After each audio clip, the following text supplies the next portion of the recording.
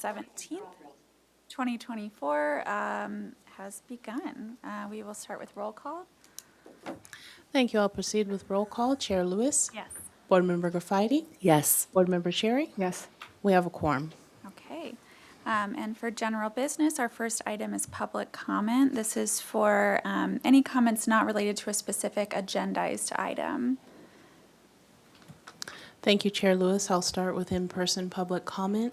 At this time, I have no slips for general public comment, so we will move on to virtual general public comment. And I do not see any hands raised for virtual general public comment, and we did not receive any written correspondence for general public comment. So at that, I will turn it back over to you, Chair Lewis. Okay. Next is approval of the minutes from the Single Family Design Board meeting on June 3rd. And I didn't see those up online yet, so maybe we will just go through those.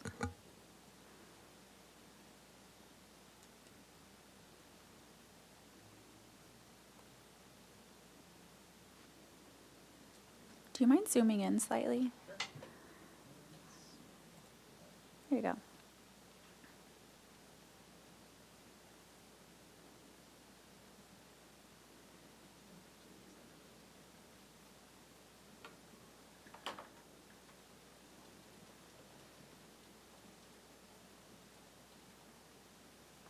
Yeah, if you can go down to our action items and just pause there for a second.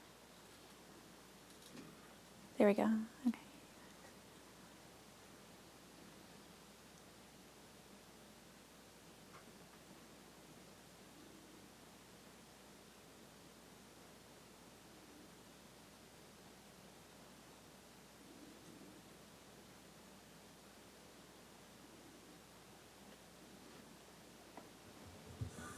Do you want comments on as we go? Are you sure we said the board is open to screening? Yeah, that it's not required, but that we'd be open to seeing a screening element. I thought it was screened, but we debated if we actually preferred that to just the spiral staircase. Yeah. And we wanted to almost leave it open to be studied. Yeah, it needed to be studied because I thought that once they screened it, it looked too big. Right. So I don't think I'm not exactly sure that that direction is going to be clear to the applicant, open to screening. Maybe it should say that the board, or maybe it should say study a screen that complements craftsman style. Yeah, if you just scratch those first ones and just say, study this screening of the spiral stair. in a way Study that the screening of the complements. spiral stair. Yeah, okay. Yeah. That's all I have on that one.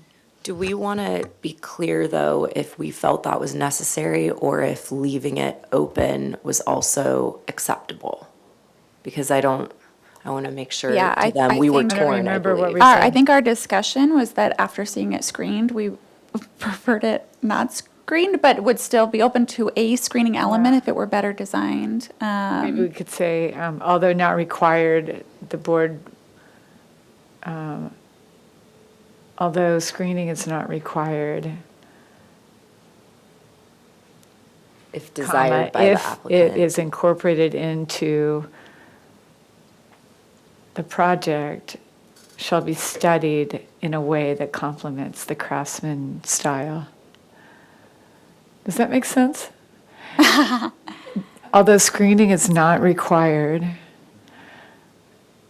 If proposed. if proposed, comma, study the design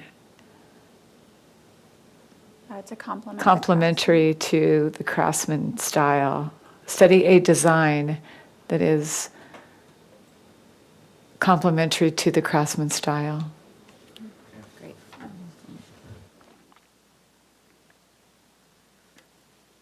Okay, and you can go down to the Medcliff project.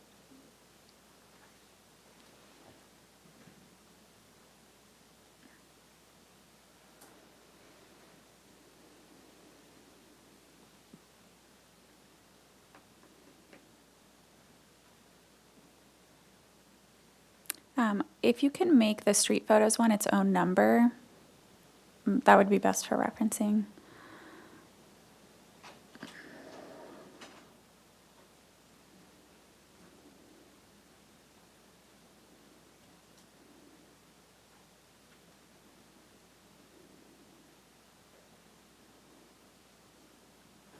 I think that item 4 should say, the board would like to see an updated landscaping plan and additional detailing, comma, especially the soldier course of the headers of the, The one above. number 3, Yeah. right? Yeah, you said 4. She's highlighting Oh, I 4. meant, but sorry, thanks. 3. An updated landscape plan and additional detailing, comma, especially the et cetera, et cetera. Yes.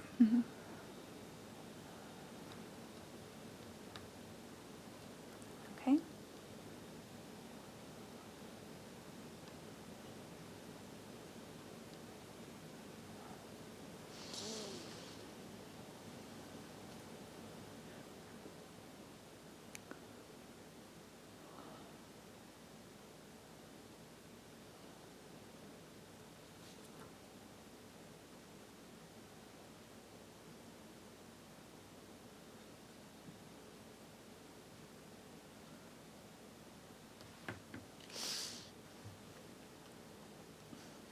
I'm fine with that one. Oh, yeah.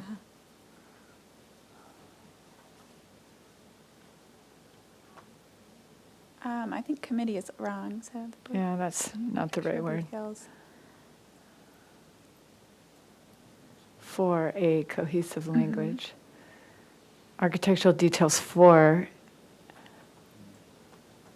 a, or what's a better word?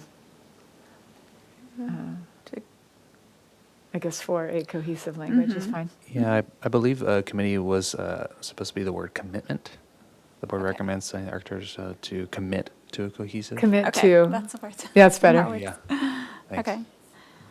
And the next one?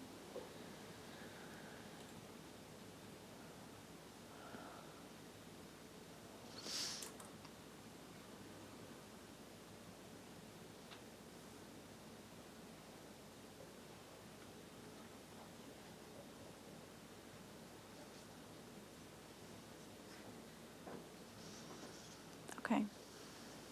Okay. Okay. I move to approve our minutes from June 3rd with the following revisions. Second? Okay, we'll take a vote. Chair Lewis, Yes. Board Member Graffiti, Yes, but I will abstain from item number 2 if I need to. okay. As Board I was- Member Sherry, Yes.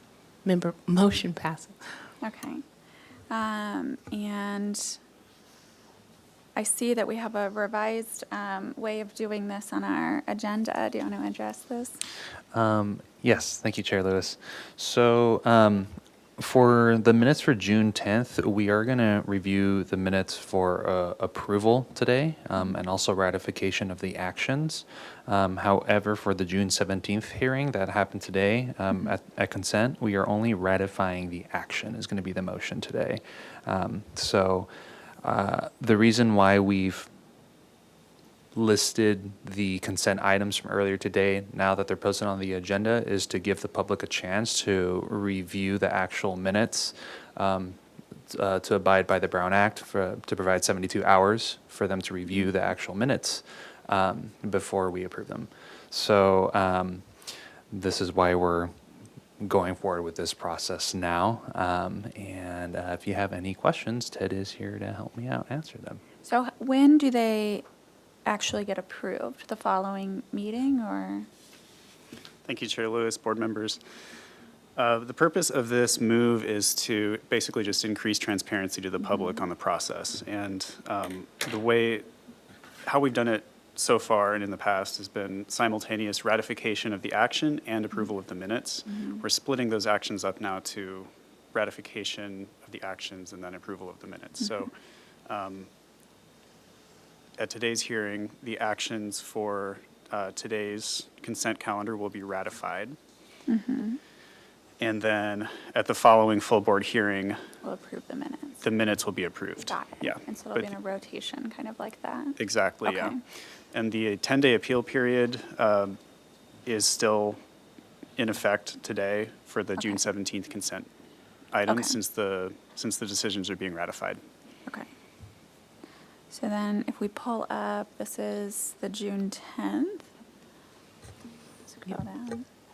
We can scroll through. I had a chance to review these before our meeting today, and I was the consent board member that day, and they looked good to me. So I'll let you, if you two want And to then are all the review. actions correct on here? Yeah, Okay. the first two are both concept reviews, and I provided notes, an indefinite continued on, I think, to the staff hearing officer, and then item number 3, it was a new project that received PDA and final. Okay. So then I'd move to approve the minutes from the consent calendar on June 10th and to ratify the actions taken on consent on June 10th. And I will second that motion. Okay, Chair Lewis, Yes. Board Member Graffiti, Yes. Board Member Sherry, Yes. motion passes. Okay, and then for today, we won't then review the consent minutes. Correct. Just the items. Correct. So, So, so I can go ahead and announce for 925 Jimeno Road, project design approval and final approval was granted with minutes pending. 1509 Shoreline Drive, the second item, final approval is granted. 952 Alameda Padre Serra, project design approval was granted. And for 1215 Diana Lane, project design approval was granted. cool. And I agree with all of those as the person that was there. So I move to ratify the actions noted for today's consent on June 17th. I'll second that motion. Under discussion, one quick question. That means we're making a motion every time to ratify, and then we're making another motion the next week to approve The the following minutes? week, right. So only today we have an overlap of them. Okay. That was a lot. Chair Lewis, Yes. Board Member Graffiti, Yes. Board Member Sherry, Yes. motion passes. Okay. So now we're on to announcements, future agenda items, appeals. Chair Lewis, a couple announcements from staff. So as you may know, there is an appeal of the SFDB's final approval of the project at 1269 Farello Road on June 6th at Planning Commission. Planning Commission ended up upholding the appeal and directed the applicant to return to the SFDB for reconsideration of final approval if they so choose. Second announcement is that I am pleased to announce that we have a new member. Shanar Moslahi was appointed on June 11th by City Council, so we're really happy to have her on board. Her term starts July 1st, and she will be, I think her first meeting with this board will be on July 15th. So we're getting her onboarded and ready to start as soon as possible. There is still a vacancy on the board, so if anyone in the audience is interested, there is a vacancy. Staff are looking at options to fill the vacancy without doing a separate recruitment at this time. We're hoping to have a solution that doesn't involve going through a whole recruitment process. How would that work? TBD. Okay. Staff's working on it. Okay. We'll keep the board updated, and if we do end up doing a recruitment, we're going to be announcing that as well. So we really want to see this board. For our board. For our board, we have 2 vacancies. One just got filled. We've got 1 more spot. So normally this board is 5 people. Okay. Could you explain a little bit? We will later. Thank you, sir. Can you Yeah. explain what opening, which position is open? If it's an architect or public at large, or like, what's the qualifications? To the member of the public and to the board, the qualifications for the open position could be member at large or licensed architect. There's no requirement. requirements for this? Only one member of the board has to be a licensed architect. Okay. Yep. Okay. And they have to live in the city of Santa Barbara still? Have to reside in the county, I believe. Oh, If they're an architect. If they're not an architect, I believe they Yep, do yeah, need that's to it. live in the city of Santa Barbara. Thank you. Yeah. Okay, so if people are interested, they can reach out to you, and then we'll figure out from there the process for filling the vacancy, correct? Yes, on the agenda, there's contact information with my emails. I'm Sebastian Herricks, so it's sherricks@santabarbaca.gov, and send me an email or call me. Yeah, I'll be in touch with more information. Okay. And then I did have one more announcement, unless the board had more questions on that. No, I think on that, just to help clarify, so we are all volunteers up here, and city council makes a decision on who gets placed on the board, and the commitment, these openings are filling previously filled positions. Normally, it's a 4-year commitment, but this would be filling in someone else's spot, so you wouldn't be on for the entire 4 years. And it's every other Monday, we're here at the full board meetings, and then you're on a rotation for consent calendar. And yeah, there we go. We need the people. Okay, and what's your other All announcement? right, thank you, Chair Lewis. Their announcement is that for SFDB hearings, they are all canceled for the week of July 1st to take account of Independence Day. So that week, we will not be having a full board nor consent hearing. And those are all the Okay. announcements for staff. And then I just have a announcement and our comment for our board given appeals, and that's just for us to be mindful, and part of why we're being tedious with the language of the minutes, to make sure that we're including the intent clearly. This board kind of changes out who's on here, and want to make sure that the board comments are clear for both the public and the applicant. So. Okay, then we will start our first item.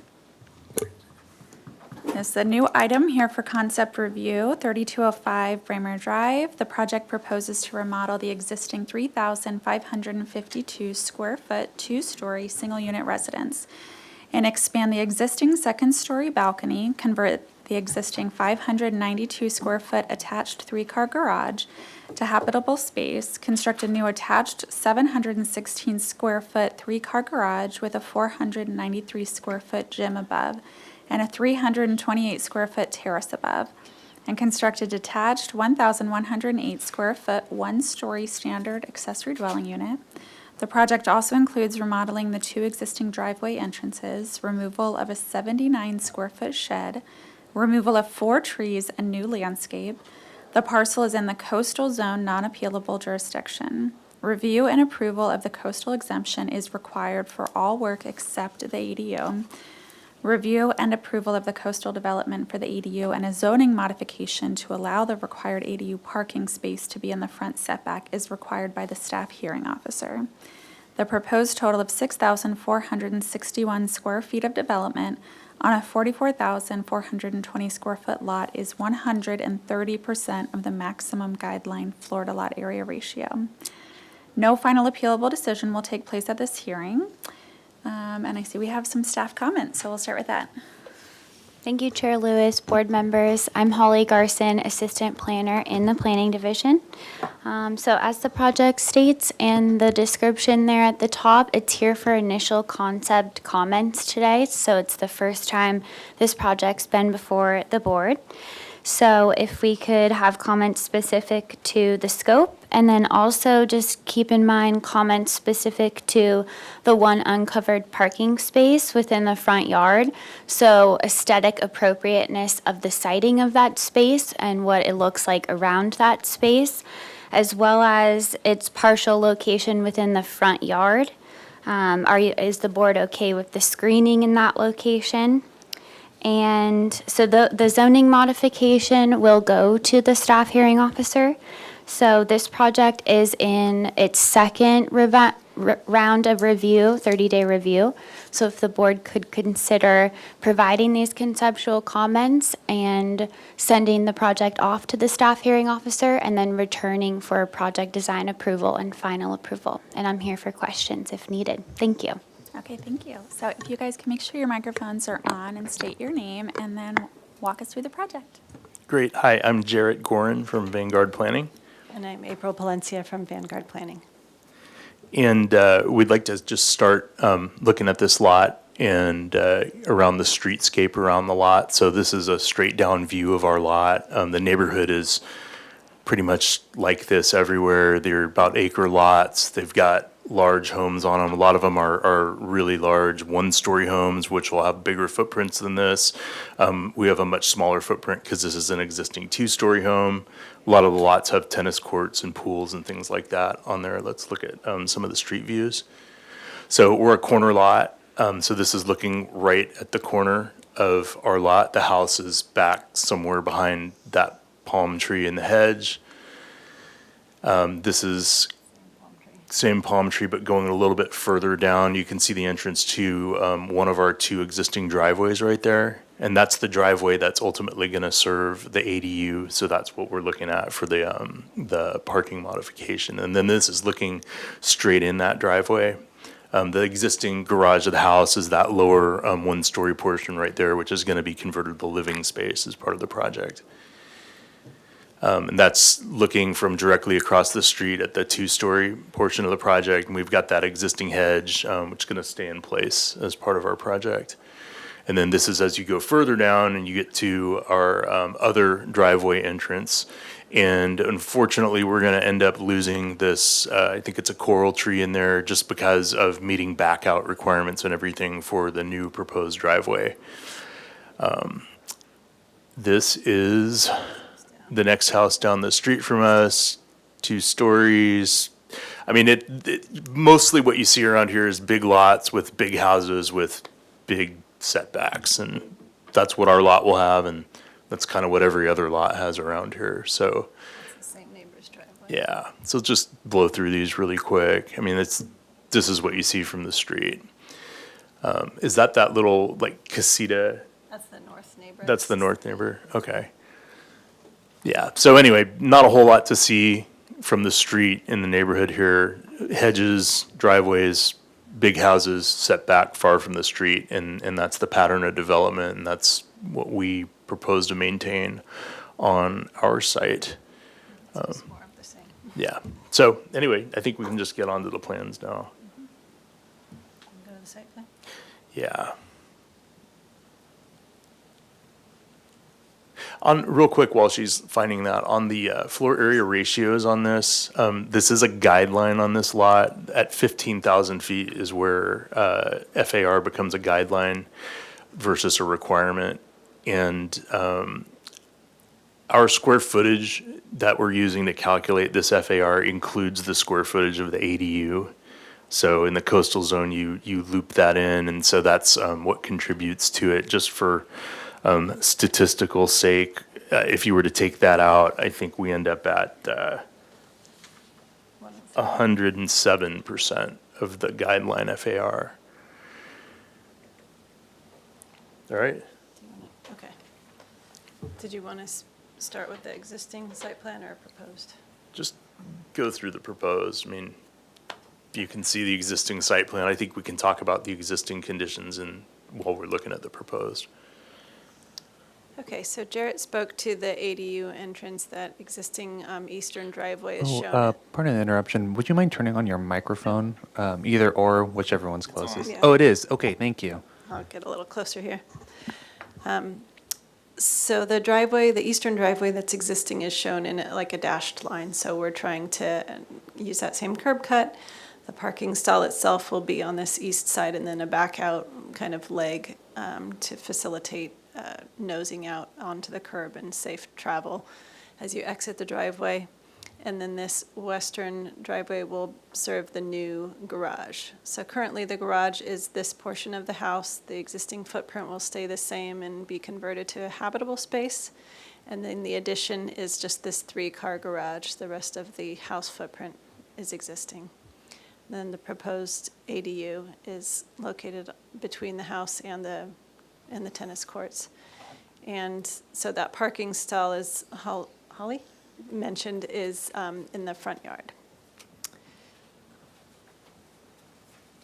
On that note, the reason why we're proposing a parking stall here is it's a really big lot, and it's big in this east-west dimension, and the ADU is going to be housing for the grandmother, its extended family, and it's just a really long way to walk between where this new garage is and where the ADU is. So we wanted to have a place where she can park or where her caretaker can park that's right near the ADU instead of having to park on the other side of the lot and then walk over there. I also wanted to mention that the ADU was studied in this southern portion of the lot, and we're really trying to be mindful of the neighbor that's right here. And so to have that deep setback, and since the front setback doesn't impact any neighbors, this felt more appropriate in terms of relationship to the existing structure, the frontage, and preserving the garden for recreation rather than a structure.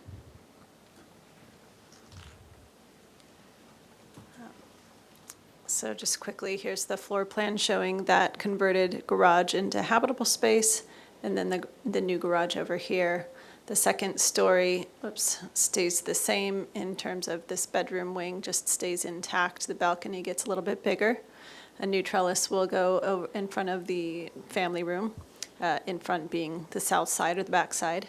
And then a second story on the garage will house a home gym and then an open terrace. And just these balconies and terraces here, I think we're over 40 feet away from our neighbor to the south there. There's also a considerable hedge along that property line. I know that the board's always mindful of balconies and overlooks. Yeah, it looks like maybe 50 feet. Okay, 50 Hard feet. to tell, yeah, a good distance. I'm going to go to the comparison elevations now. There's one sheet where we were asked to place them on the same sheet. So this is the existing north elevation, which fronts Braemar. And you'll see we're proposing new fenestration, a new door where the existing front door is. The new front door will be through that portico between the two structures. So this will be a secondary door facing north.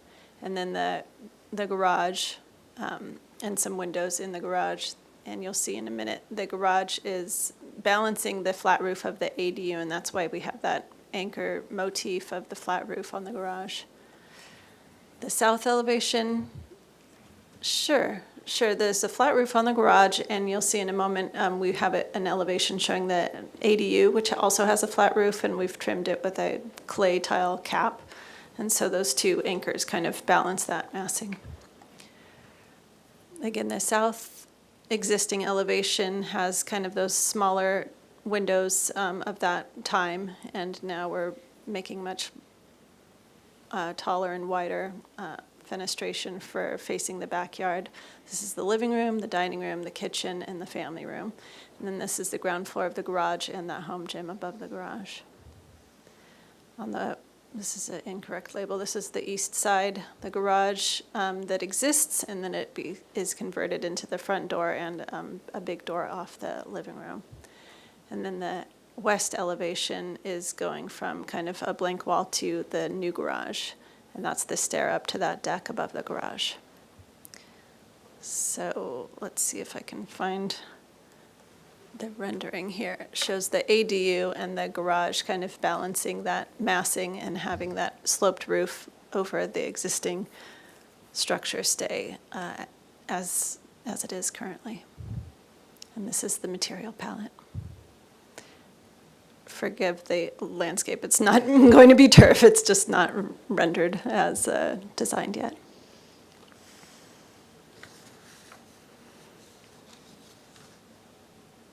Should I show the ADU then?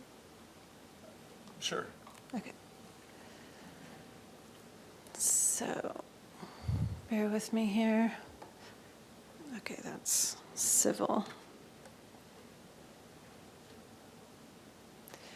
The proposed hardscape plan is showing just a connection for pedestrian walk between the two driveways, and from the street to the main entrance of the house, there will be a portico that joins the ADU with the front door of the main house, and then if you were to go straight through, you'd be in their garden where they're going to have a kind of four-post cabana, not enclosed, but just a portico structure, a new pool, deck, fire pit, dining area, a little outdoor bar beyond the kitchen, and then this orchard is to remain. Then this is a perspective of the ADU. which will just have a simple 2-bedroom configuration for the mother-in-law and her caregiver. And so 2-bed, 2-bath living space, a patio to the south, a patio to the north, and stairs to the other house. Yeah, I think that's it. Yeah, its material palette is the same as the main house, so white stucco, black windows, and the parapet tile cap. Yeah, that concludes our presentation. Okay, thank you. We'll Thank move you. to public comment. Thank you, Chair Lewis. I'll start with in-person public comment. At this time, I do have a slip for Mr. Dan George. If you could please approach the podium, you will have 2 minutes to speak, and please make sure your mic is on.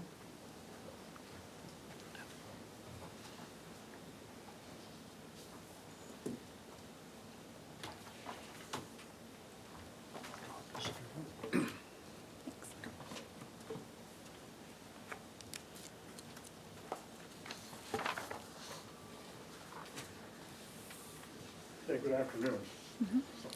Oh, no, you have to press that little where it says push, and then the green light will come on. Yeah, there you Green go. light, we're Uh-huh. there. Good afternoon. My name is Dan George, and first off, I'd like to thank the board members for their volunteer efforts, and I would consider you braver than most people. I'm an immediate neighbor and retired, semi-retired general contractor. My wife and I have owned a single-story property at 3224 Vista Arroyo for 21 years. We are located directly south of the subject proposed property and share 312 lineal feet of property line. The proposal for remodel and alterations of the existing structure, excluding the ADU, largely focuses directly south towards us. I first viewed the partial conceptual plan on June 10th at a neighborhood meeting held at 3205 Braemar with the owners and the agents of Vanguard Planning. After a brief look at the plan, I identified a very open proposed floor plan of the existing structure that featured 8 large nano walls, some of which came glass to glass at corners, with no obvious structural support at that point. This plan showed no bearing or shear walls. It appeared that the interior plan had omitted the structural first floor walls that supported the second floor. This was puzzling to me. When the plans were released on Thursday, June 13th, they did show an open floor plan with a structural plan that utilizes, and this is interesting, 9 pieces of structural steel, including 133 lineal feet of structural steel I-beams, some of which are underneath the existing second floor. This seems obvious to me that this level of structural change would require that the residence be vacated for a very considerable period of time. This remodel will ultimately create an open-air, quote, party house, unquote, of modern design as envisioned by a Florida architect. When executed, the property would potentially make an ideal short-term vacation rental from some other owner's perspective. I'm sorry, pardon the interruption. You've reached your time. Chair Lewis, if you'd be willing to grant the speaker more time, that is completely within your purview. Since I see the written amount, you can finish this. Can I written finish? amount. Yeah, I'll make it quick. Items of note, the official project description square footage are consistently lower than the area tabulation square foot numbers. The area tabulation numbers are consistently lower than the floor plan and also the structural concrete plan. You can find the discrepancies on the concrete additions on the structural engineer. Some floor areas are not disclosed in the area tabulation. And of note, the emissions total over 300 square feet net and increases the currently stated 130% FAR ratio. Second, the structural plans do not acknowledge or include a soils report. The facts of soil engineering and grading have been avoided in this plan so far.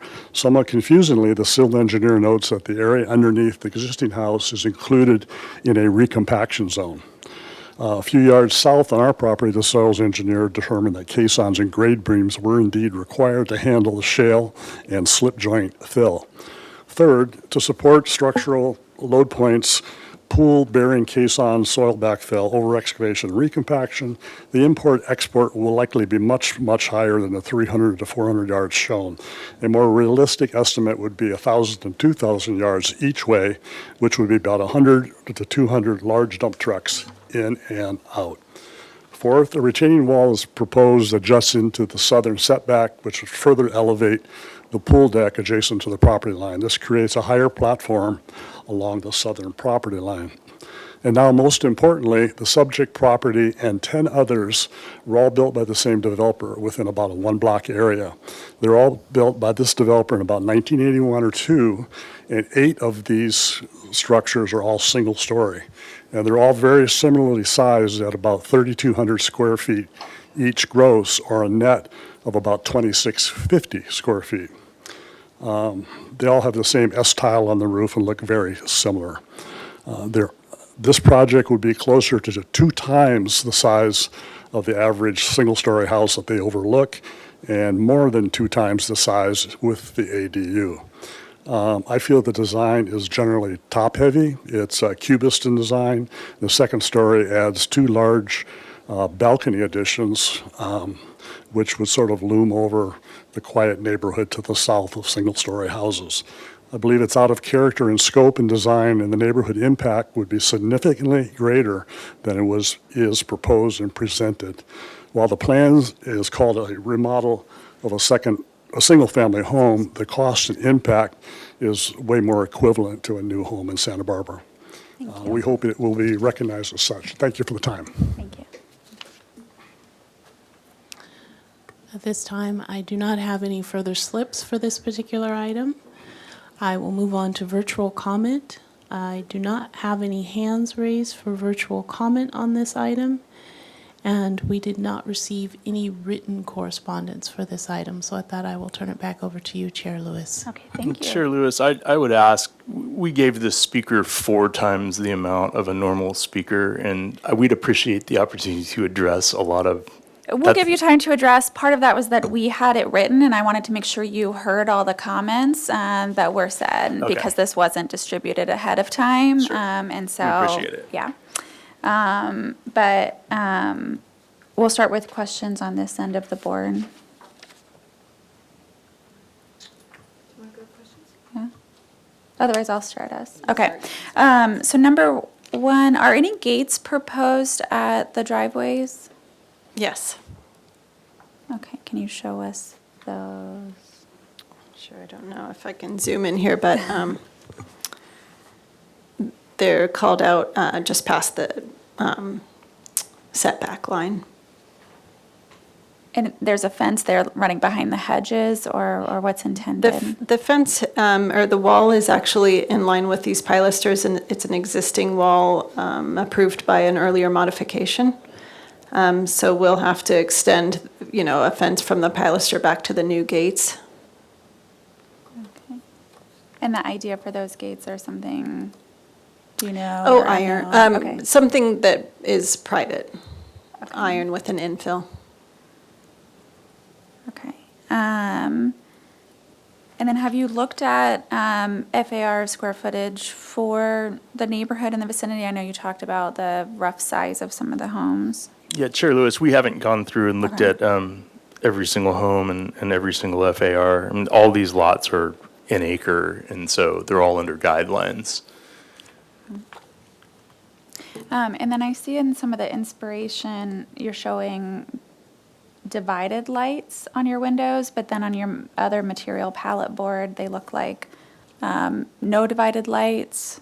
What's the intent? The intent was that the client wanted to match the divided lights at the north side and have undivided lights on the south side that are not seen by the public view. Okay. Oh, actually, they are shown divided. I guess, I don't know where they landed on that. Looks like they're proposed as divided now. But at that scale, not, okay. But what about on the, did you say that was the kitchen, the large one there next to the garage? What is This that one, no, that's the living room and it faces north. And that's changed from a previously 3-panel fixed window to just a single pane fixed window. Okay.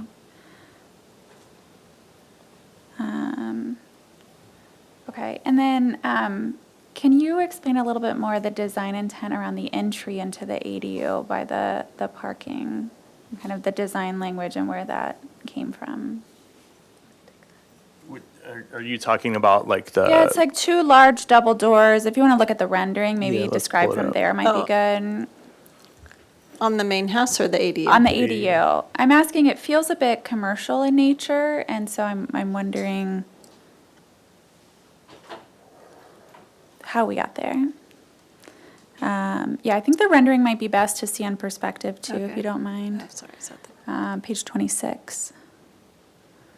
page 26? Yes. Oh, okay. This is for light and ventilation in the main habitable space, the living, dining, kitchen, great room of the ADU. And then the smaller windows are in the bedrooms. The entry to the ADU is over It's in the the, side. it's sort of opposite the entry to the main house. So those windows are to living space, and there's large windows on the other side of that living space. And the idea is to have open-ended light on both ends of the main living space. Okay. Trying to keep these as questions. Okay. And then was there any study of different roof forms besides the flat and/or ways of maybe reducing the massing on the garage, the second story there? We talked about a smaller room or a shorter room up there, but they really do want to use it as a home gym, so we wanted the full ceiling height there, and we felt it would compete with the architecture to do a second hip. So this feels like a more prominent move here. We also wanted to pick up the flat roof of the ADU, which is it's a prefabricated structure that can only have a flat roof.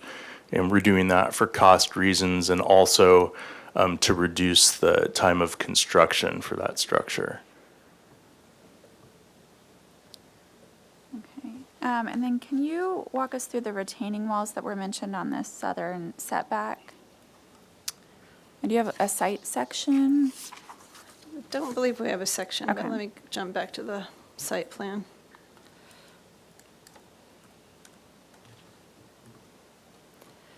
So the retaining walls are just here at the orchard. It's already a naturally suppressed area, and since we are grading this to be a flat and level pool deck, there's going to be a bit of a retaining condition there, but it won't be too tall. I don't know offhand. Do you have any photos of the existing backyard? Yeah, we should.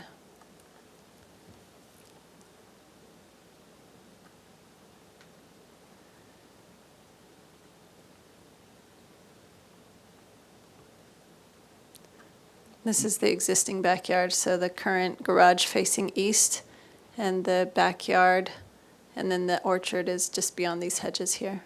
So can you explain what's happening with the grading and where the pool is going to sit? Yeah, the pool will sit right here parallel to the public spaces of the house. And so you're grading up to make everything level with the house? Yeah, it's not too drastic of a grade, but it's just going to be, on level with the patio. There's maybe like a 4% slope out there. It's flat. I know the city has a slope for the site, but all of the sloped area on the site is actually beyond those hedges that you see in this photo. And nothing's really going on back there in our project. And even with that, I don't think that slope back there is even close to what the city claims it is. So that's looking the other direction in towards our backyard. So that's where the site drops down a bit, and that's beyond where the proposed garage addition would be.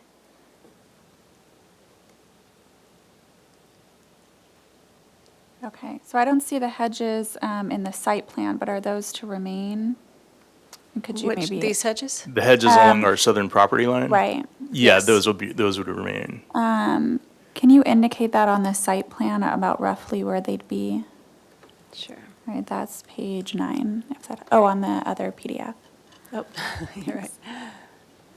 Oh, there you Yeah, go. they would remain on the boundary there, They're the just south on the boundary. line. Yeah. Okay. This is kind of more of a hardscape plan. The landscape architect hasn't developed fully developed the Maintains. landscape, yeah. But in terms of retaining wall heights, though, based on the existing slope out there and the finished height of where that deck's going to be, which is the finished floor of the house, maybe we'll have a 3-foot retaining wall at the lower end of the pool. In addition to what's being shown, but maybe just on the edge of the pool. Yeah, I mean, there's no intermediary retaining Right. walls between it would be the lower edge of that pool deck. Okay.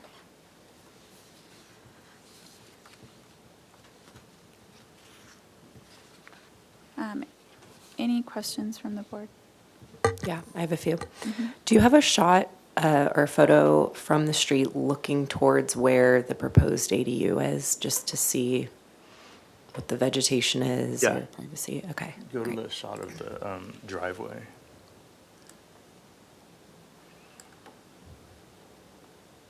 This one, I don't think we have, I mean, that's looking straight at the ADU. It's behind those hedges. yeah. Yeah, do you have, I think I okay, should so stand this on one that maybe. driveway, yeah. Yeah, so it would be Okay. over, that's the existing garage, so it's kind of over where Right here. her mouse is, Okay. right there. Can you cover, I think there's 4 trees, I know you mentioned the coral tree. What are the other trees that are being removed, Oops. proposed to be removed? Let's see, I believe there's an avocado here. But that's to remain, or that's is to that to remove? remain? Oh. I don't know. I don't have that memorized, I okay. apologize. I believe there might be some removals due to the driveway. Okay. Let's see what else. Do you have a shot from the back rendering, I guess the south, the rendering facing south, to see the backyard? I'm mainly just curious to see the windows from that on the second story. A photograph or a rendering? A rendering is helpful. yeah. No, we An don't. elevation. Or an elevation, yeah, elevation. that's The fine. elevation. Yeah. It's on page 18. Yeah.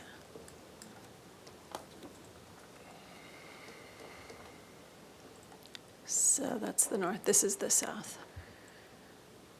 Okay. And let me actually go to the comparison page. Yeah, that'd be helpful. So this is what's there now. There's Okay. windows in every room Yep. and there's windows with lower sills, so really no change in views. Okay, and then can you cover again the sizes of the decks on the second story? If they're listed on the floor plan, let's take a look.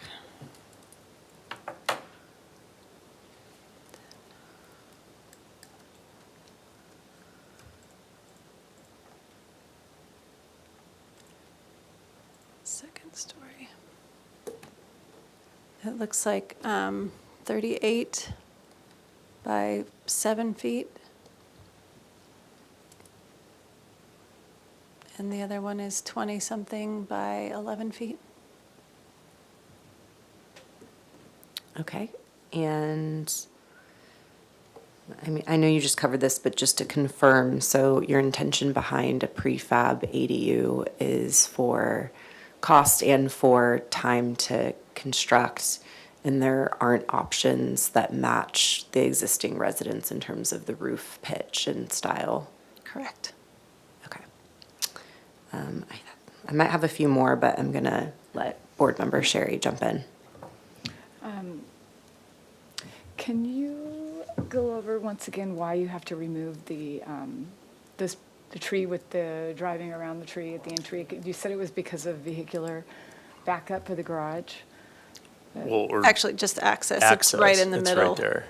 It's kind of right in the middle of that driveway right now. Isn't there Can already you go a to the driveway existing there, plan? though? Sure, yeah, let's go to There's the a existing one. photograph of It's a that. circular driveway. Member Sherry, I'm sorry to interrupt. If you could just move your microphone a little bit closer to where you're speaking, thank you.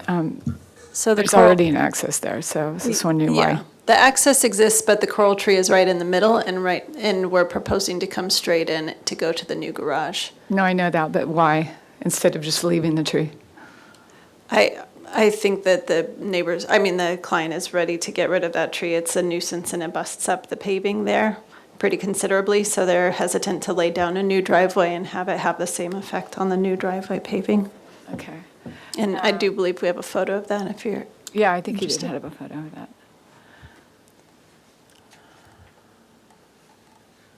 That was it. Okay, it's hard to see in this shot.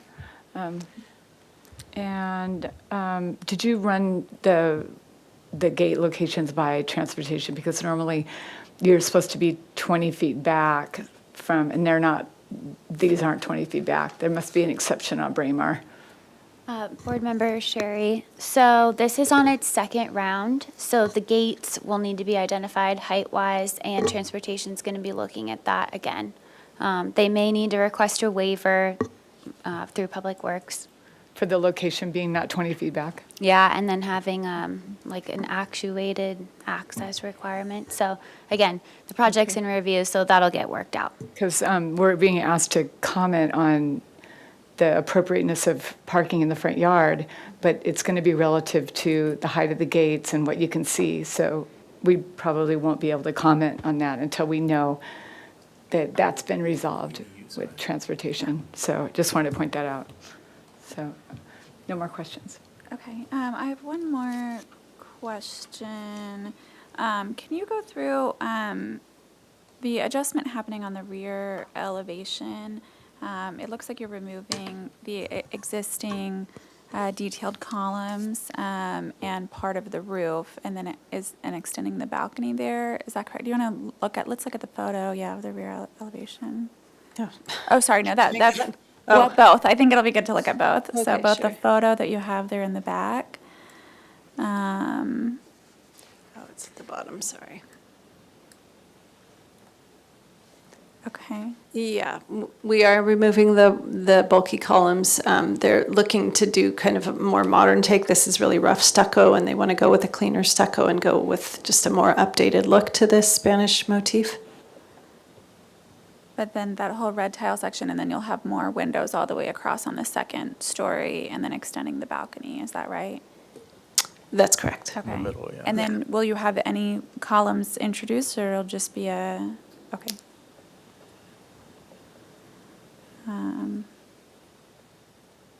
Okay, are we ready to move to comments? I am. Okay. Is there any way to address some of these yeah. If you, claims? we'll give you your remaining 4 minutes. Anything you want to say for us to consider Yeah, great. Don't, but right now? right now? Oh, Before okay. before we But give you comments. don't have to comment on the structural because we know that that's forthcoming. Like, I think we all understand that the comments that were made about structural are. My you can comments say- were Unless you something want to. else. No, you can say whatever you Okay, want go for the ahead. next 4 minutes and 15 seconds. Yeah, so this stuff about this being a party house and becoming a short-term rental, I mean, besides being completely speculative, is just, it's silly and it's not in your purview. And then the grading numbers that have been called out, those are also speculative, but regardless, as your board knows, grading for over excavation and recompaction underneath the main footprint of a building and within 5 feet outside that footprint doesn't even get counted in when the city calculates grading for projects. So just wanted to remind you of that too. And then, of course, we went over the heights of those retaining walls. We have like a 12-foot hedge. Building up a 3-foot wall is not going to result in any view impacts. And, these large decks, again, they're 50 feet away from the property. The board usually gets concerned when decks are within 15 feet of a property. So, and that's what the neighborhood guidelines speak to. We did have, Mr. George was able to get all this information at a neighborhood meeting we had that was attended by all of our immediate neighbors, the rest of whom were fully supportive of the project and thought it was compatible with their homes and everything else. So you should be aware of that too. That's all I wanted to add. All right, thank you. So we will move to comments. And if you wouldn't mind going to your rendering page, I would just like to reference that. Wow, that's page 26, while people are giving their comments. Board Member Sherry, do you want to start? Yeah, I don't have an issue with the amount of square footage that's being proposed, and I don't have an issue in general with parking in the front yard, as long as we can mitigate that somehow. So I guess that is a comment toward that. TBD on the gate height. But I think that the biggest issue, this is a good page to stop on, because I think the biggest issue for me is I'm struggling to understand the language of the style of architecture that this is. And it has partly to do with the two-story massing on the garage and the room above the garage. It's like there's too much mass for the window size, and then the same on the flanking side at the ADU with the flat roof, and it's like, for lack of a better term, it's squatty and very large and boxy, and then when I look at the middle, the original house, I see, even though it's not a true Spanish style house and all of its detailing, I think that there's some redeeming qualities of that with the hip roofs, and now I just think it's turned into something that doesn't really have a language for me. I think the language needs to be worked on.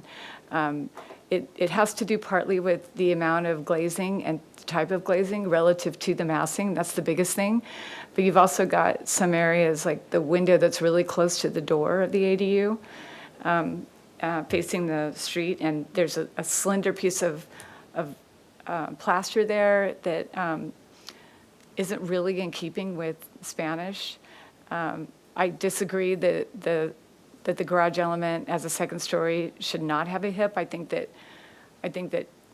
if the reason for the flat roof is to match the prefab unit that you're adding, it's not a good reason.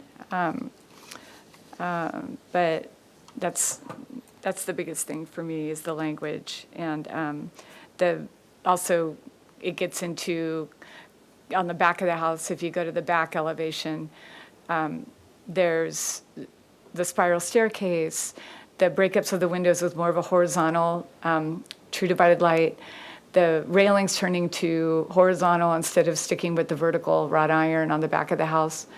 This is the front, so if you went to the back, I could explain it. But you're adding elements that are more contemporary, and it's not helping integrate the style. I think it's a shame to lose that coral tree, but if moving the gate back is going to be the reason why you have to do it, because you have to move the gate, maybe that's the reason. But it's a beautiful tree. I hate to see those kinds of trees go. But here's where I'm talking about on the south elevation. It's just taking on a non-Spanish feel. That's mainly what I wanted to point out. That's it for me. Okay. I agree with everything that board member Sherry said, and I'll just add that I would also like to see, I know that we're just at concept, but as we think through the ADU, and given that there isn't a lot of vegetation on that street side viewing in where there's parking spaces and those very large living area windows, it would be helpful to know the intention from a landscape perspective in addition to the gate. And would like to have clarity on if there are removal of 4 trees, what trees those are, why they're proposed to be removed, and what you're hoping to replace with.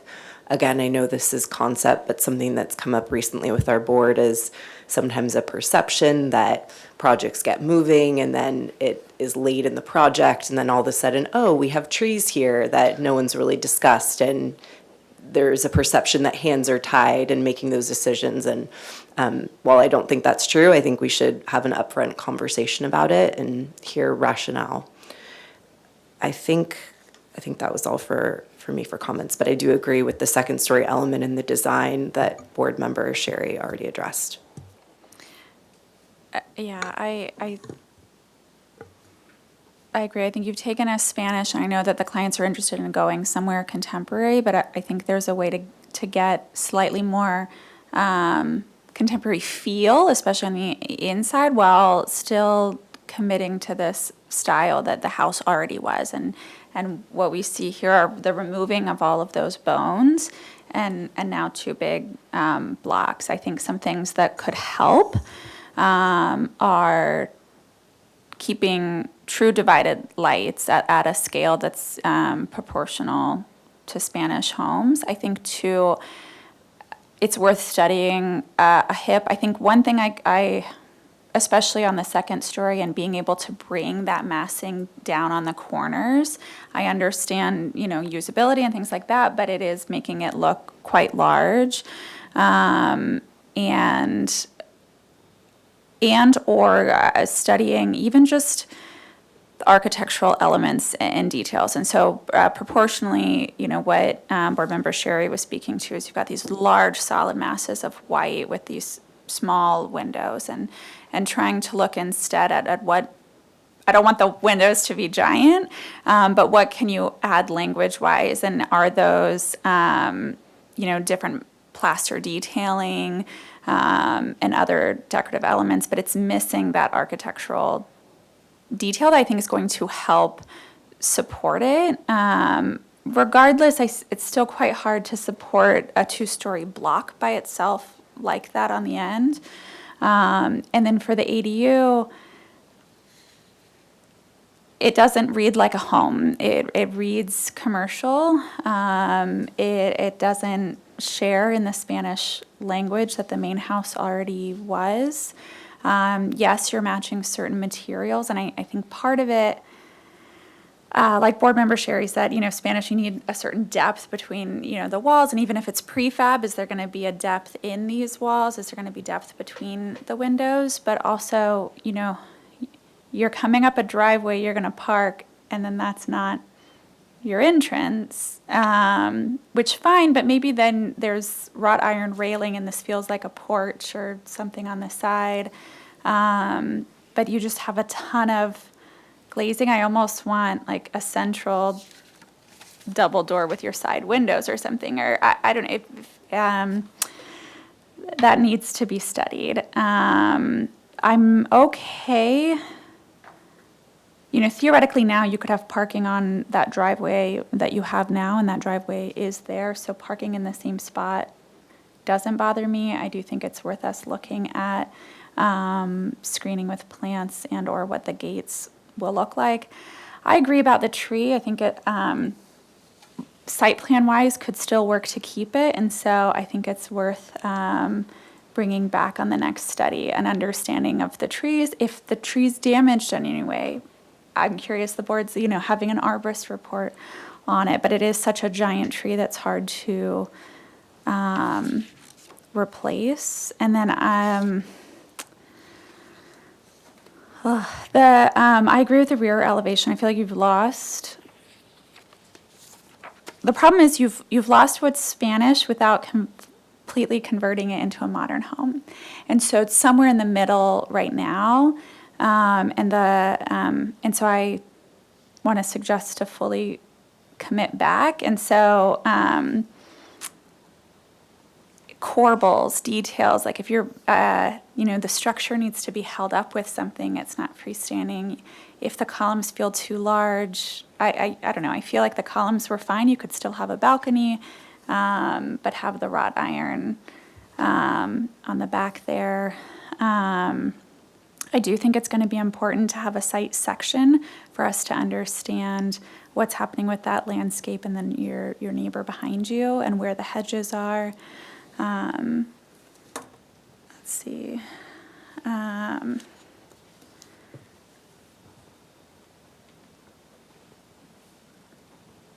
Site section, front door, plaster detailing.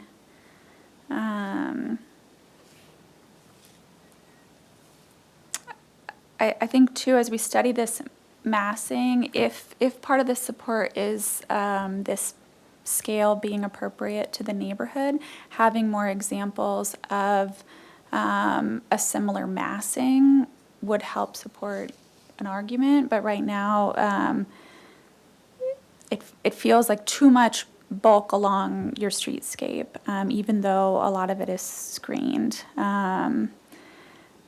And I'm torn. I want to, personally, divided lights everywhere, but at least on your front elevation, I think is important to uphold that Spanish element.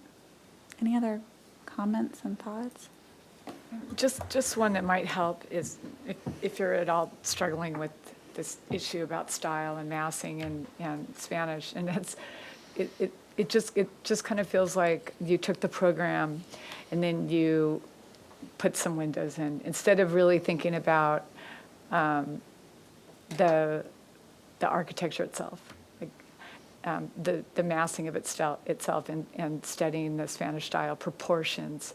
So yeah, I think that Chair Lewis already kind of commented about that, but it's more about the proportions of these two new, very differing flat roof elements that are just not quite right. I don't know if that helps or not, but.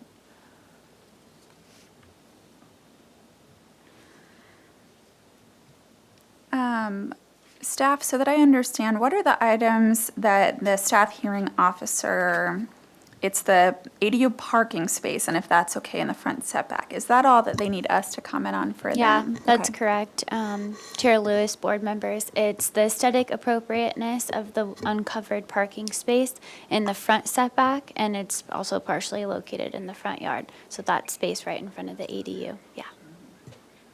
Okay.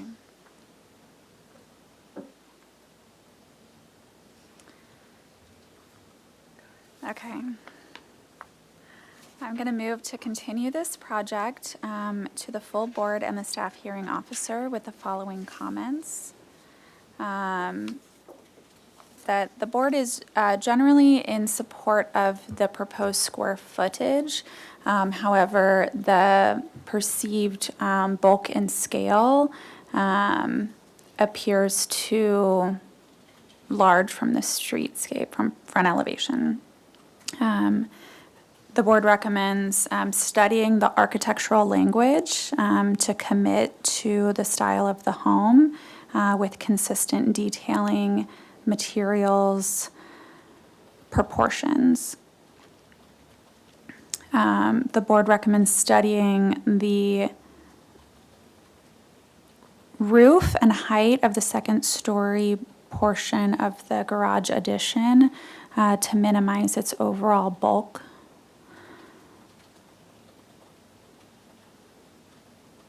The board recommends studying the proportion between plaster and glazing and including divided lights and the glazing on the front elevation. The board recommends studying the street elevation of the ADU to give it a more residential appearance. The board recommends studying the railing types and architectural detailing on the rear elevation and consider Mediterranean details that help support the balconies, whether that's columns, corbels, etc. The board requests a site elevation that cuts through the pool and shows any retaining walls and the adjacent neighbor's property line. Section. What did I call it? Elevation. Oh, thank you, a site section, thank you. The board would like further understanding on trees being removed and recommends finding an option to keep the existing coral tree. The board would like to see the design intent of the gates at the driveways.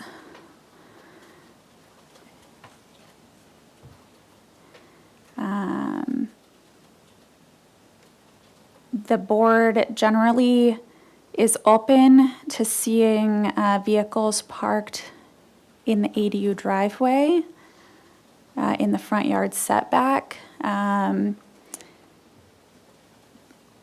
Pending screening plants and/or appropriate gate.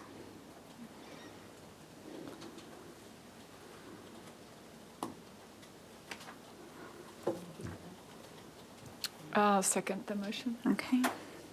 Board Member Lewis, sorry to interrupt. So you're forwarding, do you want to see this project back again before the staff hearing officer, or can it proceed? It can go to the staff hearing officer. Okay, thanks. And then back to us.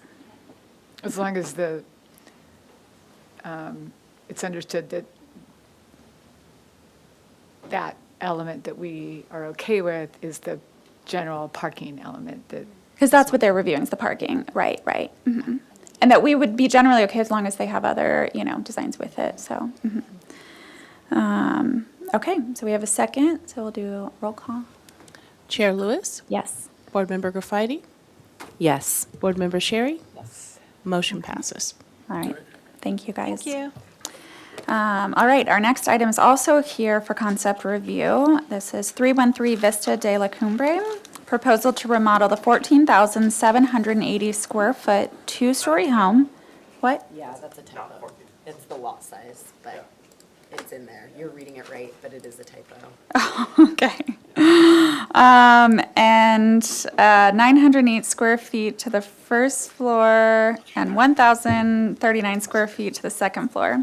And demolish the existing detached garage, accessory studio, covered deck, and workshop shed. A new 105 square foot shed is proposed and uncovered parking in the rear of the property.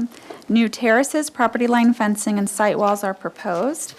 Landscape plans are required prior to project design approval. No trees are proposed for removal. As designed, the project requires a minor zoning exception to covered parking requirements. The total proposed 3,443 square feet on a 14,899 square foot lot is 79% of the maximum required floor to lot area ratio. No appealable action will take place at this hearing. Okay. Okay. Welcome. Do we have any staff comments or? For this project, yes. So I'm Sebastian Herricks. I'm the assigned case planner for this project. And this project is currently still in review. Their first application was deemed complete, but I recommended that this project be heard for conceptual review before resubmittal of their second round of review. Based on the first round of review, a minor zoning exception was noted by zoning staff that it would be required for the front yard, but that is pending FAR. So I just wanted to get general feedback to see if it would be supportable, so that on their second review, if they do decide to pursue that MZE, that at least they have some feedback from the board. Thank you. Okay, so if you can make sure your microphones are on and state your name for the record and walk us through your presentation. Sure. I'm Andrew Blum of All Blossoms Design. I'm Allison Blum, also All Blossoms Design. Okay. So this project was conceived of as a multi-generational home for our retirement age clients. And they outlined some general goals for us in the beginning of this process, such as creating a healthy, sustainable, and comfortable multi-generational dwelling, creating something beautiful that enhances the neighborhood and street, integrating ample opportunities for outdoor living, and reducing the life safety hazards present due to the steepness of the existing driveway. I'm going to skip through to the existing house. The existing property consists of this single-story, single-family house built in the 1950s with a couple of later additions. It's a bit of a mishmash of exterior materials. There's some new windows, some older board and bat, stucco, T111 siding. There are also various accessory structures present on the site, including a detached two-car garage, approximately 500 square foot accessory studio, storage shed, and a covered trellis, which is legally non-conforming with the current zoning. So the proposed project, I'm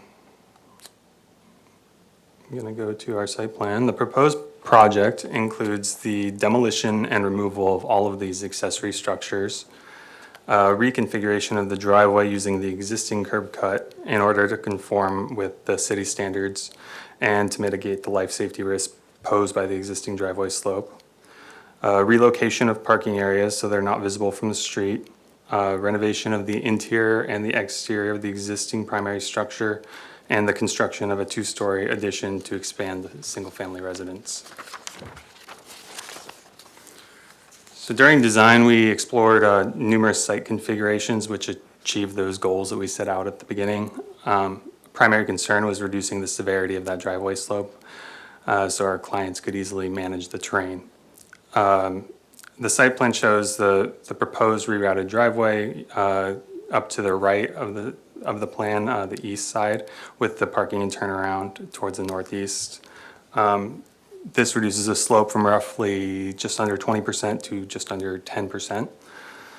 The parking, the proposed addition extends from the southwest corner of the existing primary house, allowing the construction to occur in the location of that existing unvegetated impervious area.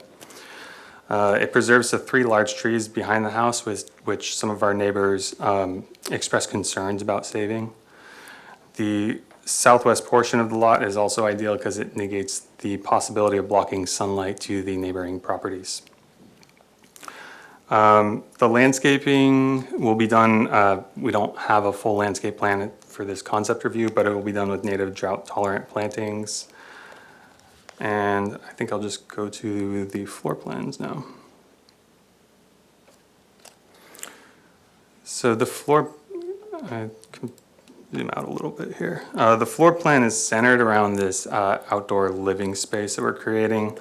A primary suite and all the necessary living areas are located on the ground floor so that our clients are able to age in place. On the second floor, there are just guest bedrooms and their support spaces. You'll notice that on that second floor plan, we've located all of the program areas to the east side because we're close to the property line on the west side, but we are set back about 10 feet from that, more than the minimum. So there are only 4 smallish windows, 2 in the bath and walk-in closet will be translucent.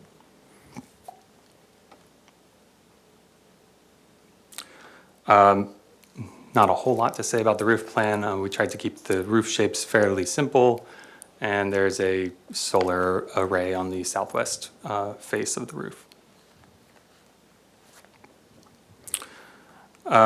In the elevations, you can see that we are keeping the fenestration relatively small. This improves thermal performance, but it's also kind of consistent with the historic architecture, Spanish colonial revival architecture.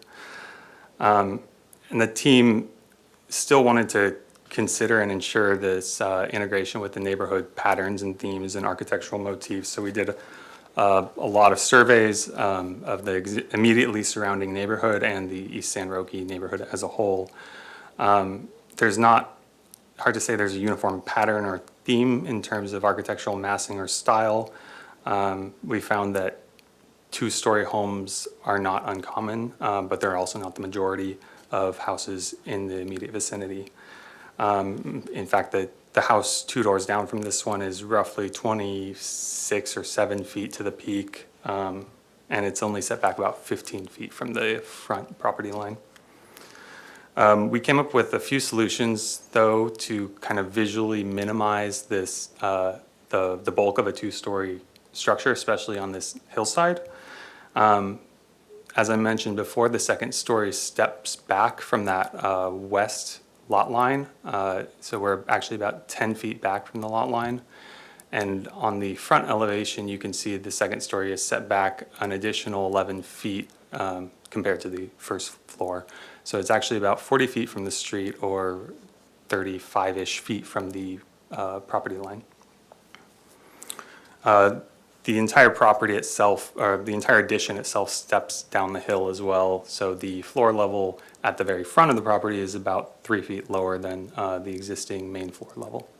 I'll show you a little bit more in section as well.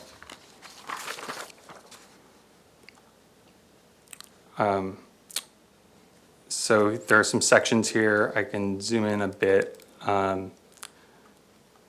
You can see how the floor level is stepping down. the hillside, just again to try to mitigate the visual bulk of the two-story addition. You also notice some passive cooling chimneys as another sustainability measure. And we have, Sebastian, are the additional renderings are in here, okay. We have some renderings, there's small inconsistencies between the renderings and the plans, nothing significant that will change the plan, but we just added a little bit more articulation to that tower element. And it is hard to get a sense of the context with this. Again, I apologize, but I did send in that silhouette study. I'm not sure if you have that available. I don't see it here.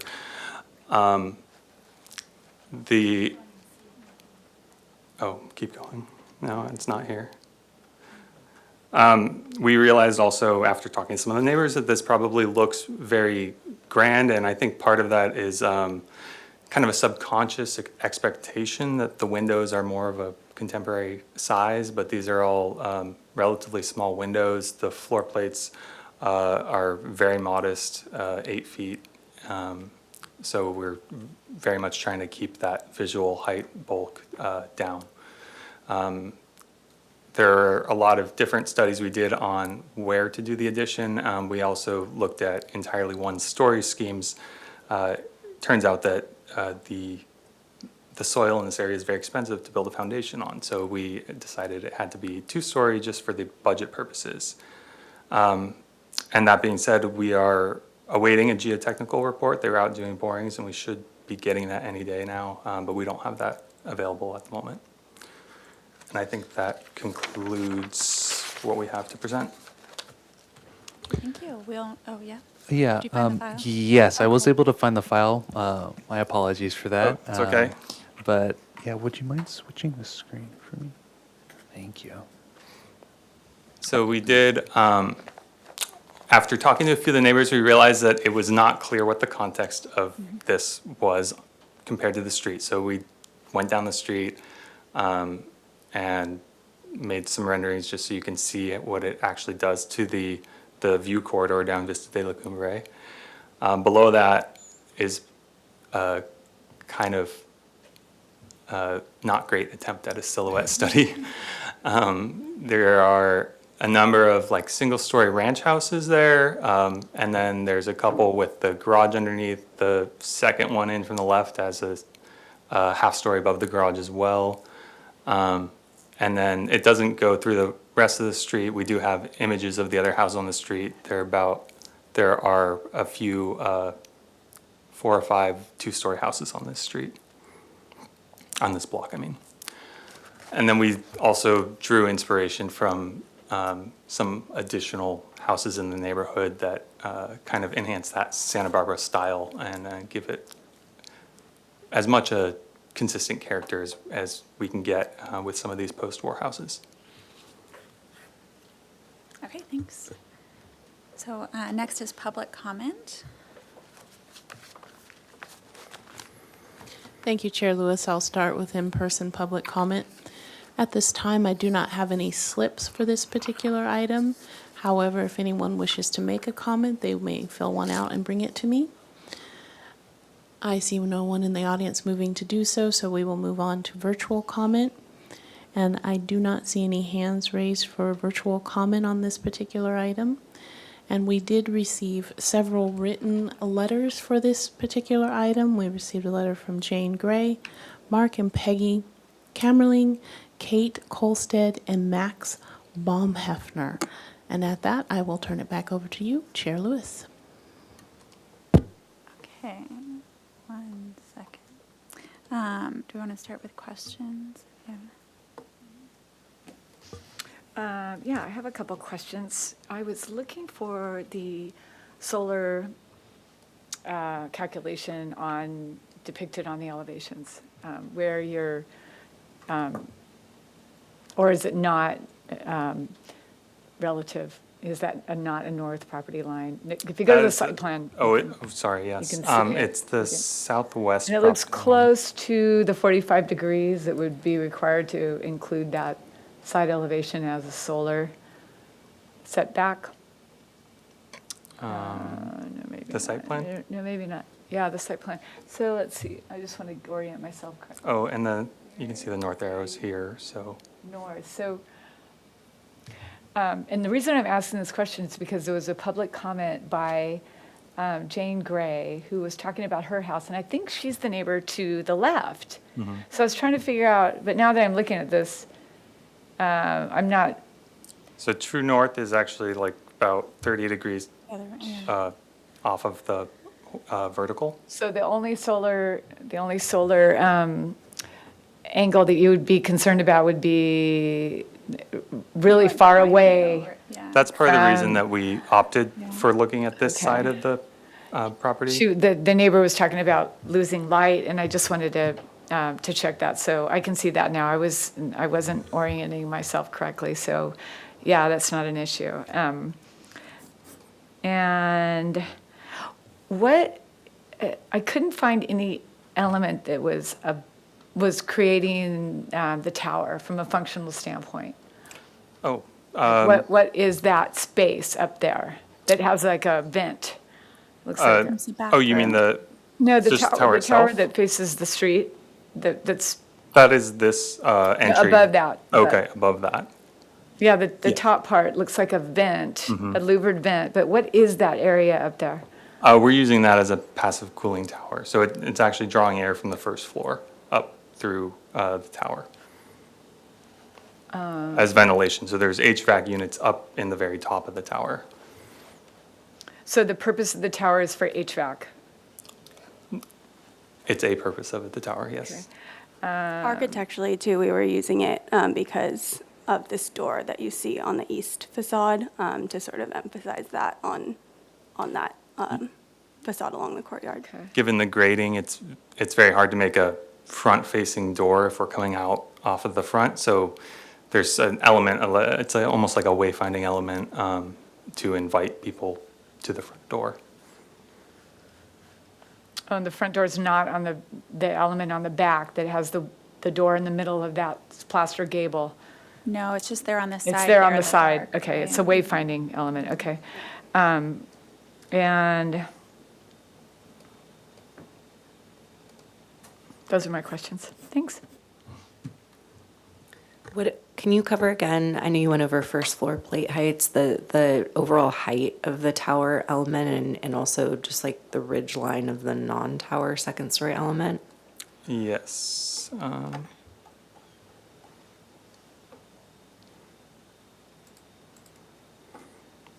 So,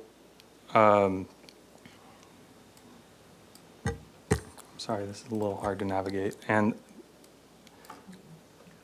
the roof as it steps down, so it starts at 20'11" above the first floor, which is about 4 inches above grade. So it's about 21 feet above grade. And that roof line then steps down for the new footprint. The tower itself is, the peak of it is about 28 feet. 28 feet from where? Measured from the existing grade, which was the lower of the two options, so we have to measure from the existing.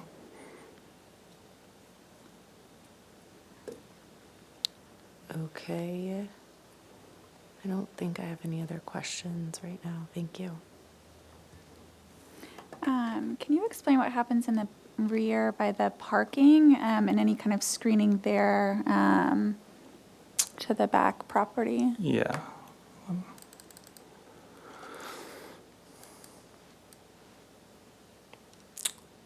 Oh, sorry, I'm going to the site plan here. And you're talking about the turnaround? Yeah, yeah, and what, like, kind of, what's happening along your property lines to your neighbors there? So we've left about a 4-foot, I believe, buffer between the property line and the driveway.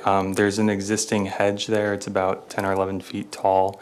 The intent is that that remains. And then along the back, there is some existing planting, but the fence there is failing and falling into our property. So that will be rebuilt and then planted appropriately.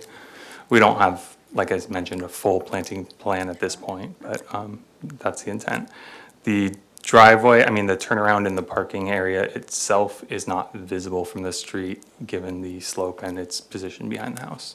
But from there, you're not overlooking your neighbor, you're having a screening and, okay. And there's an existing fence along the east property line as well that will remain. Okay.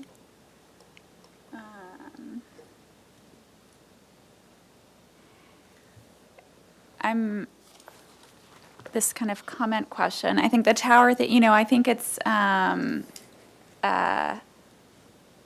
that's the one element once you come down to street level because of what was kind of there before and your adjacent neighbors. And when we look at size, bulk, and scale, it's reading like a taller massing because you have all of the foundation, below your first floor starts, and that almost reads like a full story.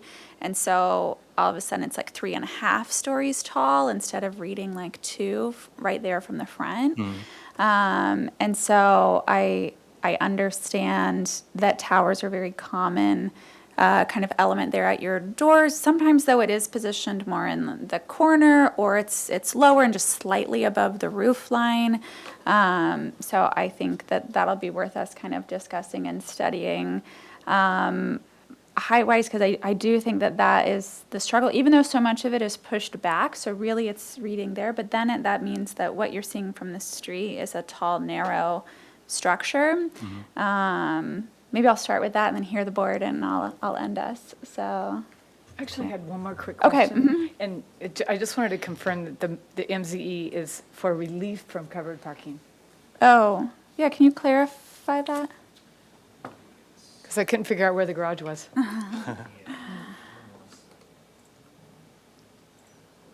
2 covered parking requirements, that might be. It just seems like a lot for an MZE. Like, I didn't know that was the new process for elimination of parking, so.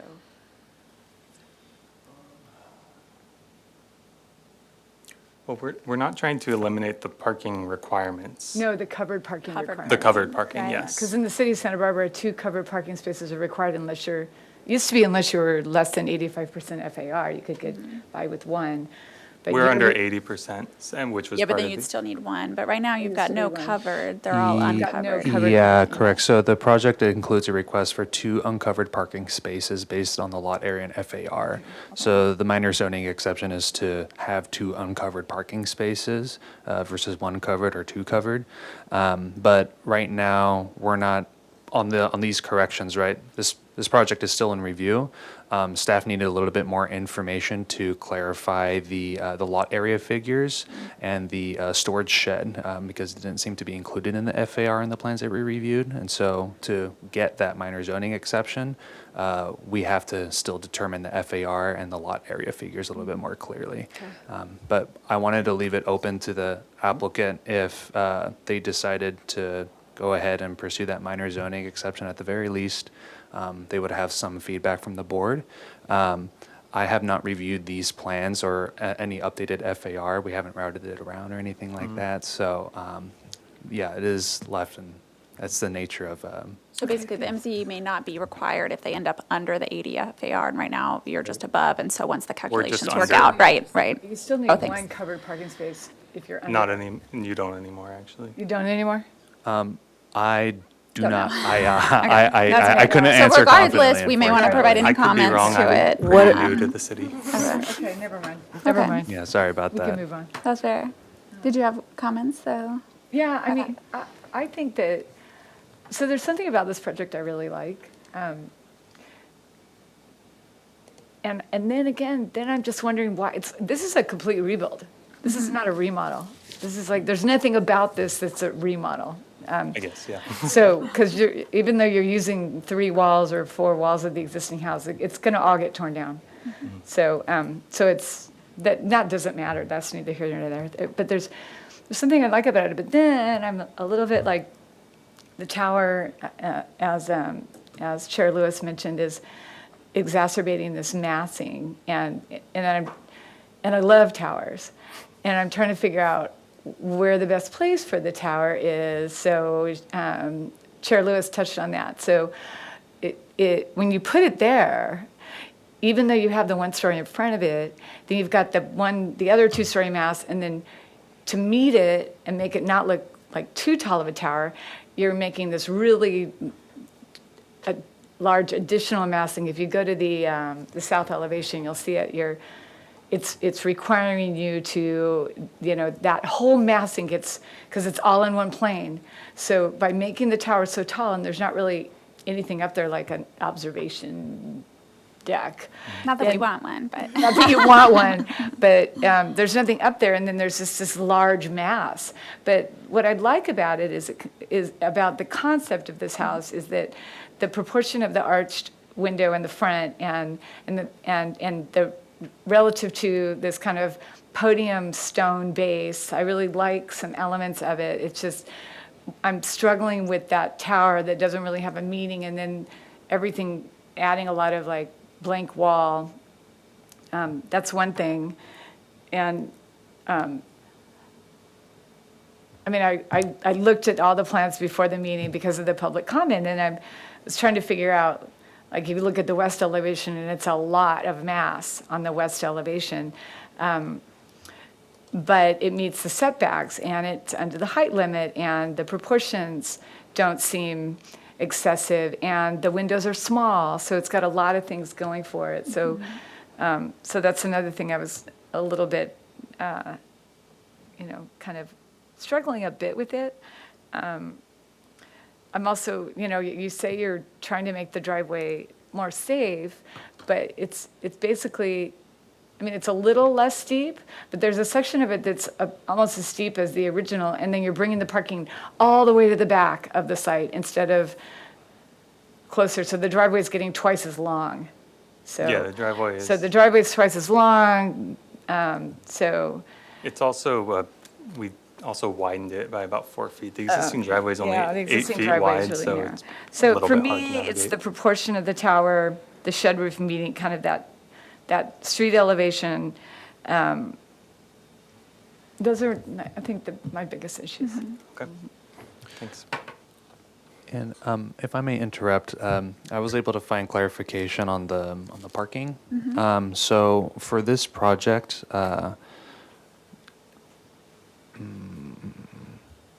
let's see. So for this lot, 2 covered parking spaces are normally required. So the exception is for having 2 uncovered parking spaces. However, we needed a clarification on the FAR being less than 80% and the actual lot size being less than 15,000 square feet, and it's about right at the cusp.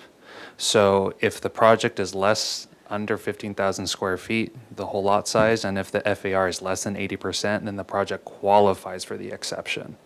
So For relief from both. correct. For requesting 2 uncovered parking spaces, it would qualify for that exception pending those details, and that's what staff hasn't verified yet, and we're waiting for the applicant. Thanks, Sebastian. Are there findings that we need to make? I can't recall for the MZE for the 2 uncovered parking spaces. I can't recall a project recently where we've granted that. So There are findings. It would be the standard minor zoning exception findings, and I believe there are specific findings for parking. But I believe that's something that we can address at a later hearing, Okay. If necessary.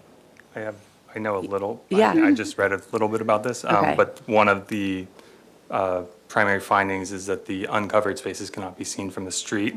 I think that was the major one Okay. that's in the zoning code. and the intention is just to save cost, or what's the? For us, yeah, what- the intention not is to have save anything cost. covered. Okay. And not building a garage or something there is not going to get us a whole lot, because it doesn't sound like the clients are desire, the storage space or whatever a garage would provide. It's just doesn't seem wise to spend the money, which was why we looked at the exception. Okay.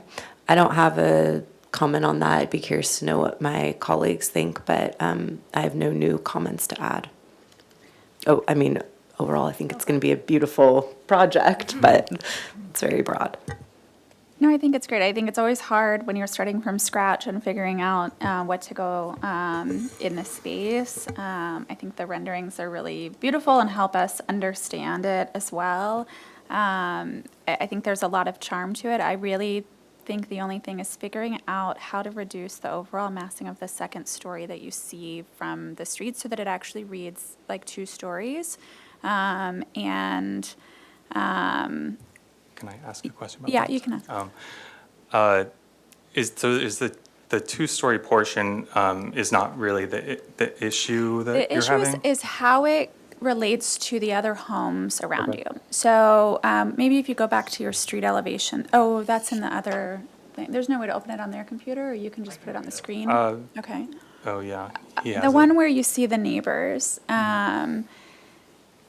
if you scroll up, I think, yeah, there you go. And can you, on the bottom there, can you zoom in a little bit more? And so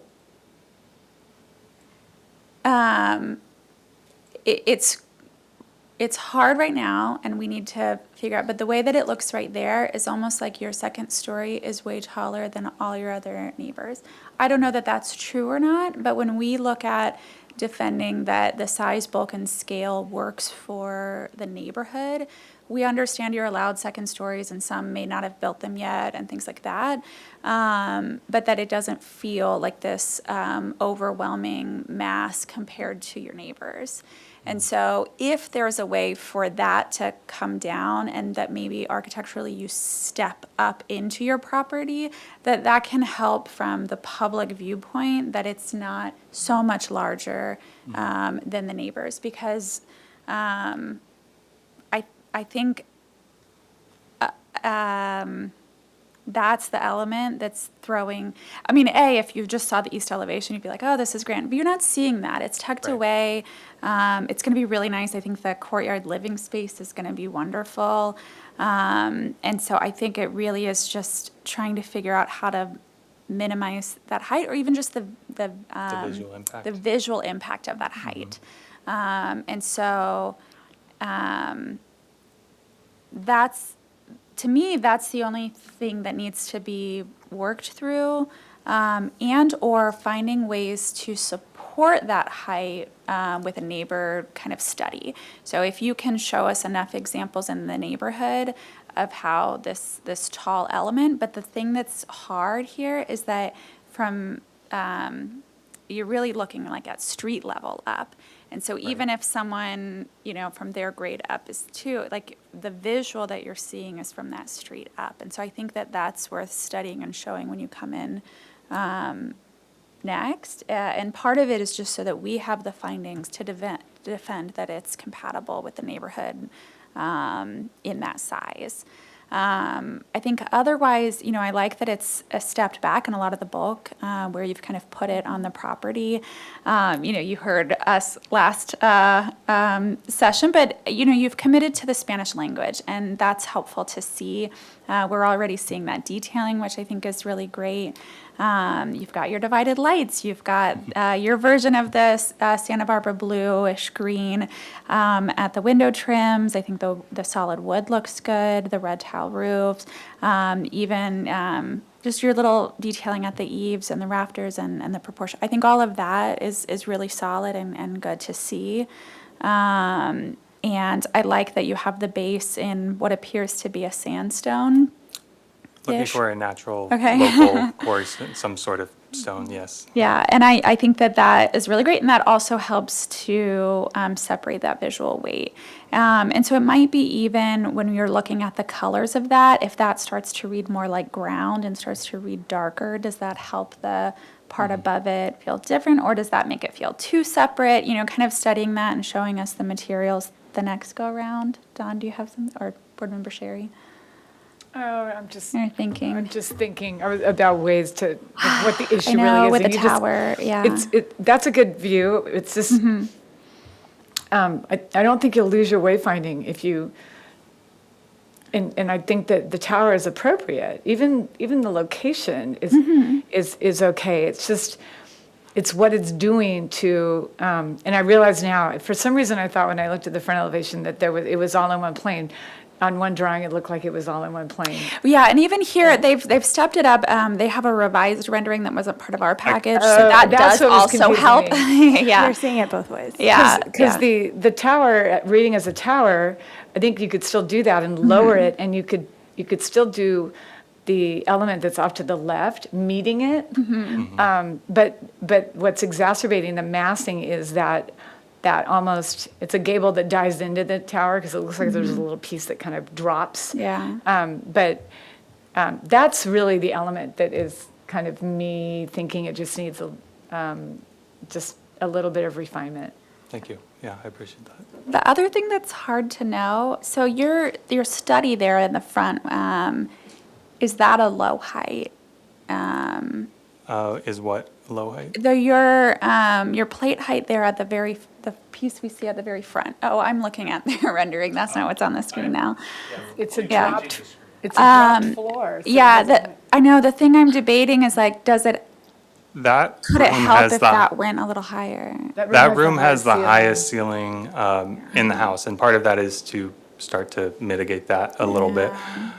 Okay. So, So I think if there's any way, and even if it steps, if like that bathroom steps just a little bit lower or something, I think that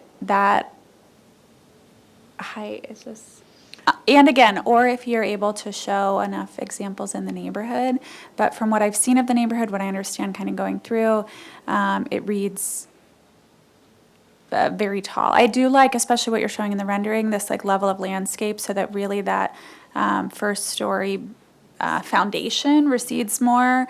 I think that's all helpful. Yeah. And then I support the uncovered parking. It's in the rear of the property. And yeah. Is there anything else we'd like them to see or study before PDA? No. Okay. Okay.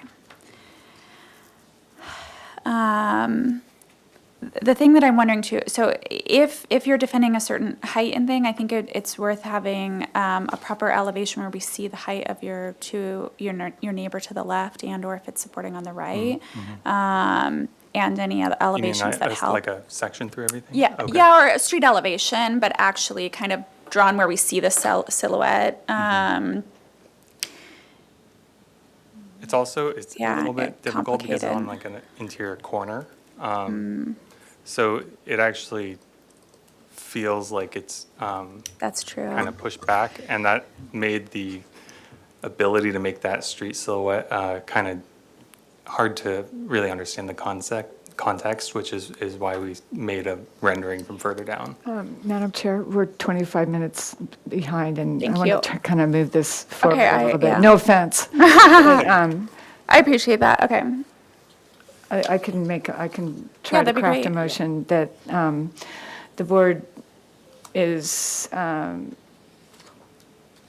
support of the relief from the covered parking because the proposed uncovered parking is not visible from the street. And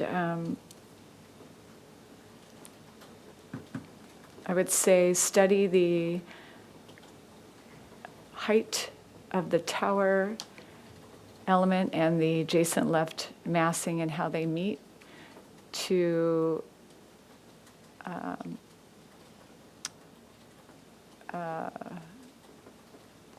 in order to Reduce the visible bulk. reduce the visible mass as it appears from the street.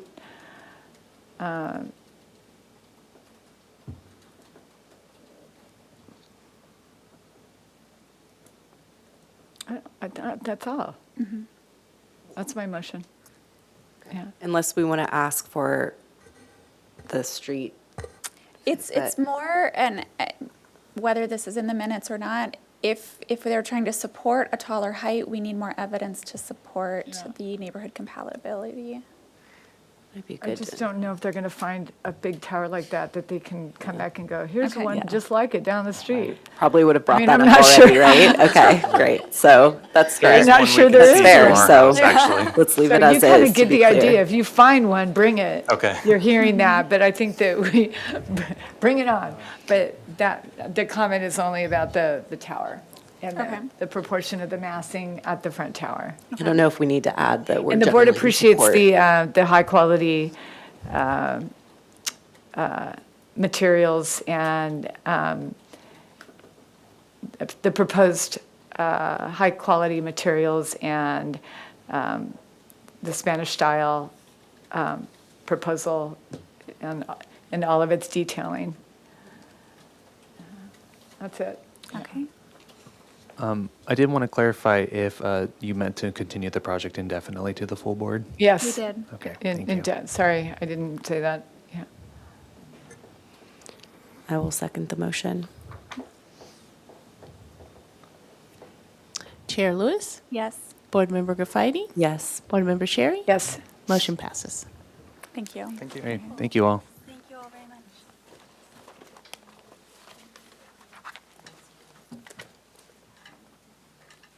Thank you, guys. Thank you. Okay, we're moving on to our third item. This is 1405 Alameda Padre Serra. Proposal to renovate an existing 3,521 square foot single-unit residence and construct a 341 square feet of first floor additions, a 139 square foot second floor addition, a 569 square foot two-car carport, a 320 square foot expansion of an existing second-story deck, and a new 158 square foot covered patio at the basement level. The project includes a new in-ground swimming pool with cover and associated 671 square foot permeable pool deck and new doors and windows. The project will address violations outlined in ENF 2019-643, including an interior remodel. A minor zoning exception is requested from the SFDB to approve an as-built site wall. The proposed total of 3,579 square feet on 36,345 square foot lot is 74% of the maximum guideline floor to lot area ratio. You're here for project design approval, final approval, and a minor zoning exception. This project was last heard on August 28th. So welcome. Thank We you. have staff comments? Yeah, I did just want to provide staff comment is I did schedule this project for both project design approval and final approval. However, I wasn't able to get structural sheets before scheduling this for final approval. I let the applicant know that in our guidelines, it states that the board can require full working construction drawings, so I'm sorry, I think those are in this plan. Is that, they are. yeah, I think they're at the very. Oh, okay. Oh, maybe I am. Apologies, sorry for the mix-up. I'm like, wow, I really. Yeah, I'm sorry to give you a heart sorry. attack there. To Joni, if you could scratch that out for me, thank you. All right. Well, Okay. hello. Thanks for seeing me again. My name is Erin Lonnie Shadow. I'm with Donaldson and Partners, formerly known as Shub and Donaldson. Robin Donaldson is the main partner, and I am here on his behalf. So last time we left off, the board was in support of the project, and so we felt really confident just going ahead and doing a final submittal package. And I think I should just start with the comments, the previous comments. So the first comment, the board is in support of the project, very appreciative of the applicant willingness and the owner's willingness to abate violations and create a more resilient structure in a high fire zone. We have continued that with a new metal roof. We are sticking with the white stucco, and where there was overhang with wood finished, that is now part of the structure itself. And so there is no overhang with exposed wood finish except for at the eaves where they're just existing to remain. The second comment, the board would be in support of an MZE for the existing unpermitted 42-inch wall that is at the north side of the property and runs along the right-of-way at the Alameda Padre Serra side. So that is this wall here. We are showing it capped. That is the very next comment. So that was provided by the previous owner. It actually extends quite a bit further than this. We are demoing the portion that is within the vehicular triangle of view and keeping what we can of the wall and capping it. So I think that addresses 2 and 3. The fourth, the applicant shall return with a modified design for the steel columns that support the southerly deck and associated shade structure. So I'm just going to scroll down here, just so that, oh, here we go.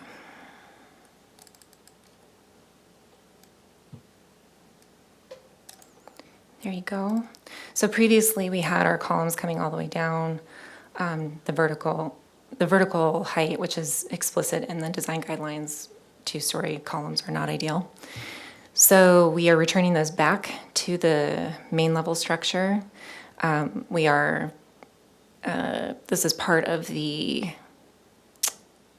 addition, including this area under here, but this line is continuing and we have stepped these 2 columns that are exposed at the back. These columns are steel and they are painted white to match the stucco. And here is the material board. So we have the dove gray standing seam metal roof, gutters and trim. We have matching aluminum clad doors and windows. We have Santa Barbara plaster in white and composite wood decking, trellis cladding, and siding, including at these lower soffits that you can't quite see. And the pool generally to match the same composition. And then this tile right here that you're looking at is actually the tile that will be applied to the chimney with a matching chimney cap, the chimney cap matching the roof. And then the last one, the board would like to see a landscape plan when the applicant returns that addresses the areas affected by the proposed work and would help soften this and screen the 8.5-foot tall retaining wall at the north side of the property. So to remind the board what wall we're speaking of, here's the wall right there. I don't know if I actually have, yeah, here's the larger image. So I'm going to head all the way down.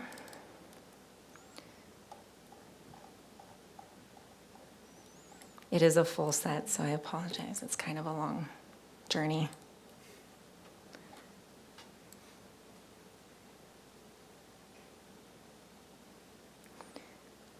All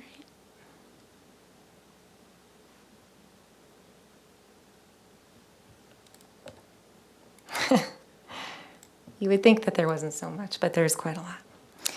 All right. Landscape 01, this is the tree protection plan. So I'm actually just going to read a little bit of what the landscape architect shared with me. All trees and mature vegetation to remain in the front yard, infill with new planting and maintain visibility at driveways. Mature oaks to be protected. This is this area right here. This is all mature oak forest in a ravine. Utilize native planting to provide erosion control in disturbed areas around the oaks. So we anticipate this corner being disturbed. And then we also, this whole area is actually just bare soil. So we would like to add just a really light ground cover just to make sure it doesn't keep running off. Rear yard landscape improvements include gentle sloping hillside with low concrete retaining walls. Here are those low concrete retaining walls. And another one up closer to the home. And gravel pathways. Grading shall conform to existing slope and drainage patterns. New planting consists of meadow, low planting closer to the house, and higher shrub planting toward the base of the hill to accentuate views and maintain defensible space for fire prevention. In case you're wondering, the water calcs are included. And she just goes on to mention how she's addressing the area at the front of the house where we're adding a planter in lieu of the trash bin alcove. So I think that that addresses the comments fairly well, and as we address your questions, we can probably review this a little bit in further detail. So this area will fully be replanted at the front. We are going to plant a hedge all along the top here. That hedge should grow in very nicely. It's in full sun. We will be adding new trees down the driveway. We will be maintaining some erosion control down the side of the house. And then most of the energy and effort will be in creating a nice serene area to sit and actually utilize the lower terraces below the pool. There's also a couple of planters at the architecture. There's one large planter up at the house at the pool deck level. And then on the main level where we are adding additional balcony, there is a planter on that level that is actually in our side yard setback. And then there's a couple of potted plants as well. And I'm just gonna run all the way back up to the top.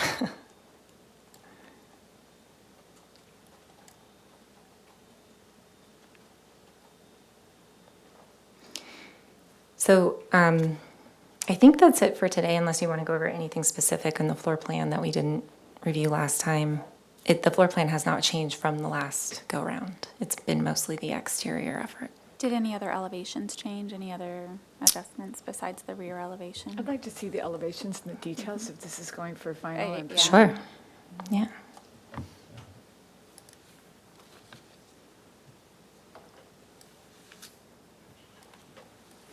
We do sheet specifications, hence so many sheets. All right. These are my site sections showing you relative to the ravine, where the oaks are, and then really the fall along the property toward the south. Just so that you guys are possibly refreshed, the main entry to the house is toward the north. We're adding this bit of patio toward the south, and then the full home interior renovation. This is the front elevation toward the north, the carport with a little bit of additional storage built out underneath it, the existing carport. We are removing an existing window that's kind of up above neck height, and we're creating a full patio swing door, which is right next to the dining room table. And this will give it really nice ventilation north to south, basically coastal wind. The main entry door is existing to remain. We actually really like its mid-century side lights and its very minimal detailing.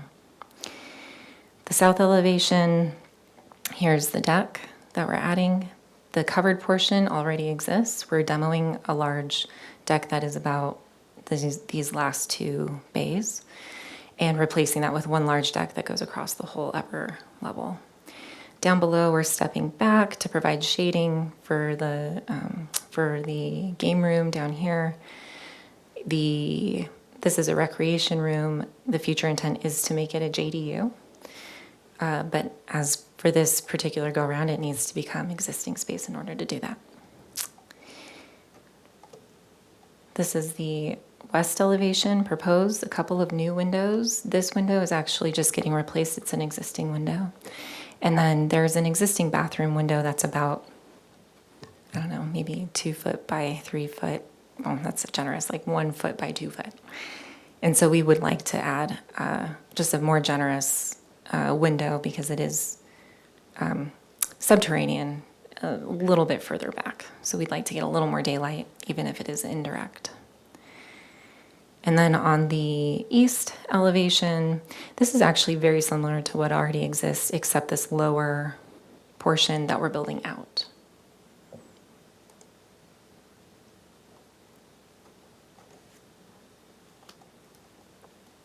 I'm going to head down to the details if you guys are okay with that.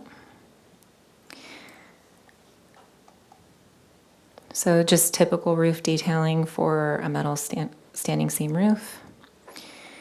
We do have a custom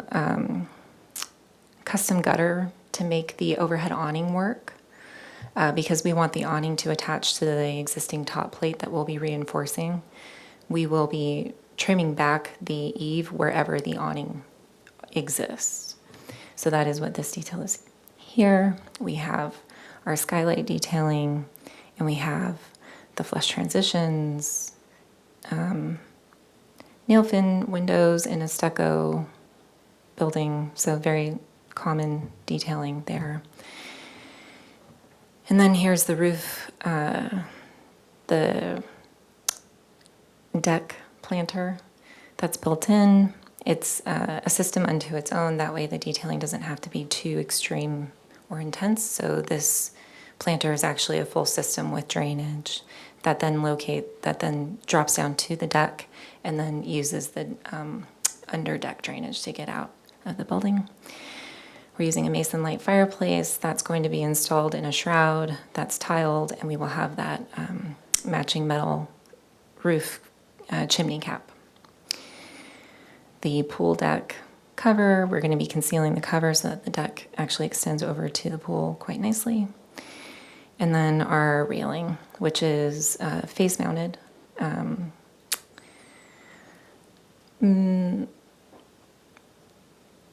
Face mounted guardrail with a wood cap and stainless steel wires. And that's pretty much it.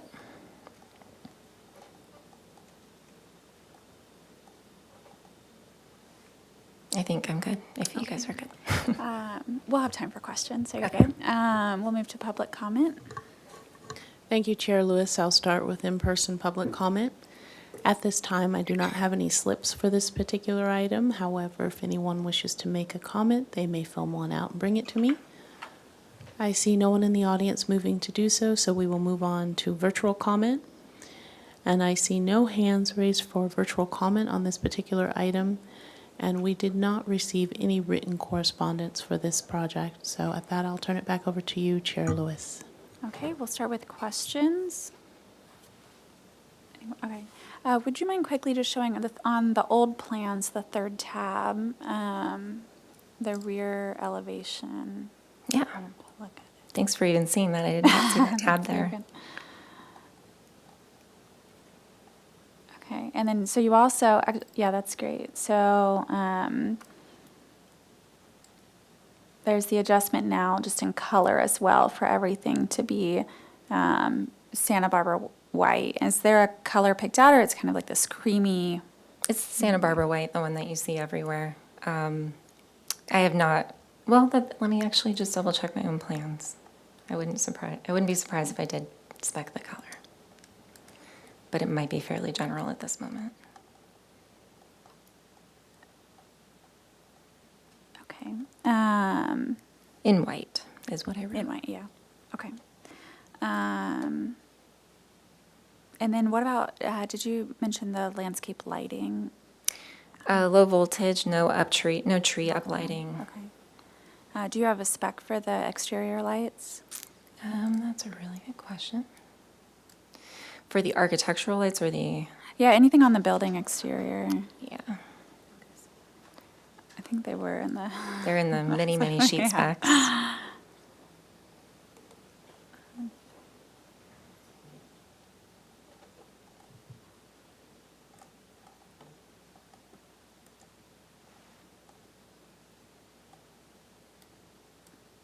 saw one.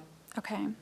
Just making sure it's there, but also. It's right here. Okay, This got M-series it. Also cylinder. down. Okay, perfect. And then we do have some recessed lighting in the overhangs, but yeah. recessed. Okay, perfect. Any comments?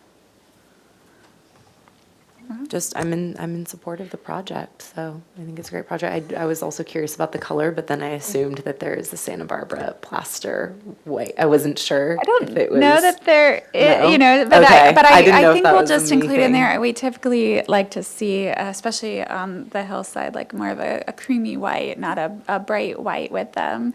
But I think you've hit all the comments from the previous minutes. It was nice to see the cap detail and the change of the roof there. I think the color change, I think, helps a lot as well. So. Oh, I would like to add, there were neighbor comments from the previous meeting, and we are calling out the exact same finish and the exact same cap for all of the CMU walls that are currently just CMU. Oh, got it. Okay. And we did also verify that they are reinforced with concrete and rebar. Okay. Yep. Nice. Okay. Anyone want to make a motion? I have a question Oh, for yeah. staff about the the structural engineering, is it a technicality, so we cannot give this project final approval Oh, today? she does have them. It Oh, was another. yeah. We do have them. Oh, yeah. Yeah, well, here, yeah, You I'll were address that comment. confusing me. Correct, I yes. forgot about that. I Okay. just gave the applicant a heart attack, and So that's I'll all make that I a did. motion for preliminary and final approval. And I don't have any comments to add as submitted. So, And the minor zoning exception. and that the board supports the, To approve the as-built the sidewalls. minor zoning exception for the approval of the as-built wall at the front property, at the APS, at the front property line. Is it at the front property line? It's it's halfway in the right of way and halfway on the property. So you're going to need a right-of-way permit for that wall? Oh, because To it's cap an it? as-built? It's as-built, yeah. So We're just putting a That's- cap on it. That's why we're getting the MCE, and we just told her to cap it. But part of your work's in the right-of-way? So you'll need a right-of-way permit if it is. Those are always fun. But I'll leave that out. So the board supports the minor zoning exception for the wall, the as-built site wall along APS. And for this project, we do have to make quite a bit of findings, so yeah, we'll get started on Love this that. part. The proposed development is consistent with the scenic character of the city and will enhance the appearance of the neighborhood.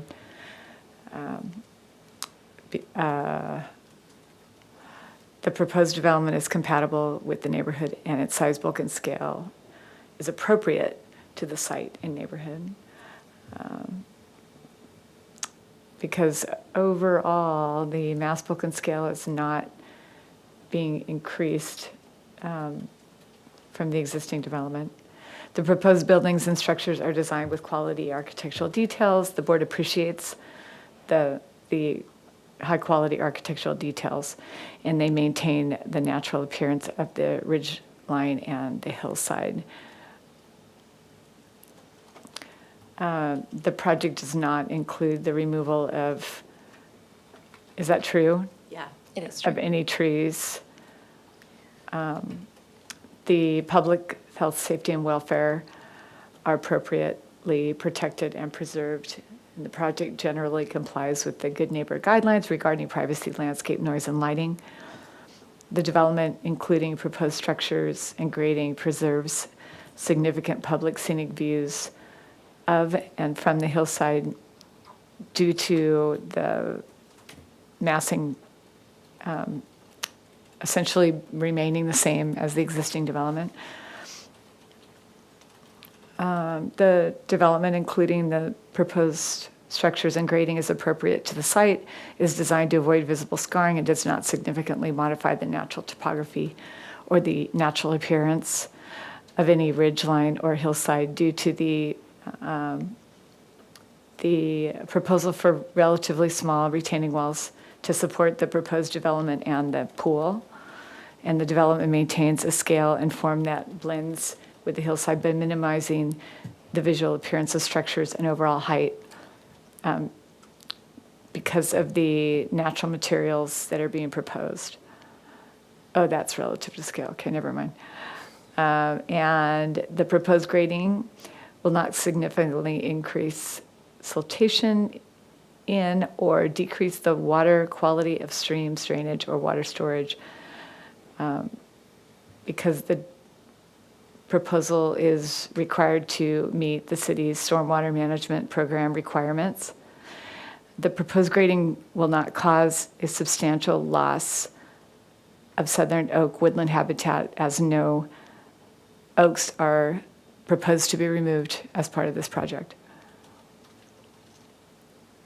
And the granting of the minor zoning exception will not be detrimental to the use and enjoyment of other properties in the neighborhood. The improvements are cited such that they minimize impact next to budding properties, and the project complies with applicable privacy, landscape, noise, and lighting standards in the SFDB Good Neighbor Guidelines.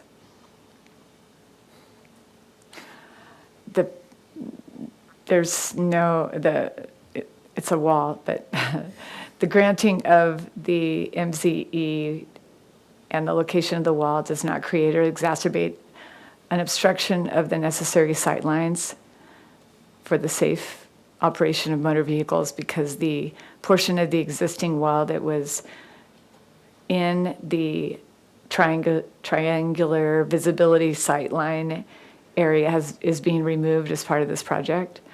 The waste and recycling enclosure is, Oh, that's it. You Is just that not stop- true? Oh, no, you just stop right at fence height. Yeah, we're only, Oh, that's we're only it. here for the Oh, wall thank fence you. height. Yeah, you're Great. welcome. Whatever I can do. Okay, I will second that motion. Chair Lewis? Yes. Board Member Graffiti? Yes. Board Member Sherry? yes, Motion passes. Great, thank you. And I just wanted to announce the appeal period. So the decision was made here today, so it'll be 10 days from today's date that either a member of the public or the applicant team can submit an appeal for the decision made here today. All right, thank you. Thank you. We will take a brief 3-minute break, and we'll be back on. And on to our fourth item, 1231 Calle Carrito Alto. The 2.08 acre site is currently developed with a 5,149 square foot, 2-story single unit residence and 610 square foot garage. The project consists of a proposal to construct a 1,889 square foot detached accessory building comprised of a 694 square foot basement level garage and workshop, and a 1,195 square foot accessory dwelling unit above, including a covered deck area at the first floor of the unit and a 70 square foot covered deck at the second floor. Additional site improvements include a new pool and spa, patio areas, a new driveway serving the ADU, hardscape and landscape improvements, and associated grading. The proposed total of 7,301 square feet on a 2.8 acre lot, 2.08 acres, is 131% of the maximum guideline Florida lot area ratio. Staff hearing officer approval of an accessory building modification for the maximum accessory building floor area on the lot and for the location of the building in the front yard was approved on November 1st, 2023. PDA and final approval are requested, and the project was last heard on August 28th as well. Okay. Welcome. If you make sure, oh, your mic Yeah. is on, you are ready. Okay. Great, thank you, Chair Lewis. Thank you, board members. I'm going to read through the comments here, but we have a lot of new drawings from the previous review, so I'll go through all of those as well. Oh, Liz for Tom Oxner, architect. The first few comments are supportive of the project, but I'll read them anyways. Board is in support of the design of the project. The architectural style of the ADU coordinates well with the main house, and the siting is respectful of the grade, both the landscape components and the ADU. The board is in support of additional garage square footage to allow for covered parking for the ADU, especially considering the large scale of the site. That refers to the modification that we requested from the staff hearing officer. The board is in support of the ADU in the front yard, given the scale of the site and the screening of landscaping and lack of visibility from the main cul-de-sac. And then on to our actual comments. The board looks forward to seeing more information on any trees proposed to be removed, as was noted during the presentation, including replacement or mitigation, and materials, especially regarding site walls around the pool and outdoor spaces. I'll follow up with that after we go through the last comment. The board would like more information as to stormwater management treatment at the next hearing. Oh, And- sorry, and yeah, staff comments? and apologies. Yeah, I would like to provide staff comment. I'm go not ahead. I'm not the assigned case planner for this project. It's Pilar Plummer, but she's not here right now. But I did want to mention that this project was scheduled for both project design approval and final approval. But our guidelines require for final approval that we have working construction drawings. I am not an architect, so I will leave the determination whether or not the plans in front of you today constitute working construction drawings. And if they're suitable for final approval, you can go ahead and grant final approval. But I just want to let you know that I am aware that there are no structural sheets in this plan set that's being presented here for final approval. Thank you. Okay, you can continue. Thank you. So we have the material board here with the exterior materials for the project. The majority of the building is plaster, as well as the stained wood rafters, metal railing, copper gutters and downspouts. We have a terracotta chimney cap, stone paving, and our mission roof tiles, as well as dark sky compliant sconces, as well as recessed lighting. These are the additional grading and civil sheets, and I'm going to kind of walk you through the stormwater design briefly. This project contains it's basically a combination of two different projects. We have one which is close to the existing main house, which is a pool with a pool deck, and then we have the detached ADU, which is further down the site. And if you remember from the previous submittal, the site is steeply sloped towards the street. The main house is up towards the top, and then the ADU is kind of halfway down the hillside. And we'll go to the site section so you can kind of orient where all those things are. But one thing that we took into consideration while we were developing the stormwater design was incorporating a large portion of permeable paving. So all of the paving at the pool deck, all of the paving up closer to the main house, and the driveway area for the ADU is all permeable. We also detailed the landscape stairs to have a steel with a gravel infill to allow for more permeability. And then I think one of the comments was about the landscaping around this pool deck. We have some natural gravity type stone walls that kind of create this terracing upward so that it's not just a steep drop off from the edge of the pool deck there. And then this is just the diagram of that section. Very steeply sloping site here. And then at the back of the ADU, we have a little V-ditch with some drainage that's directing the water around the ADU and then down to the permeable areas.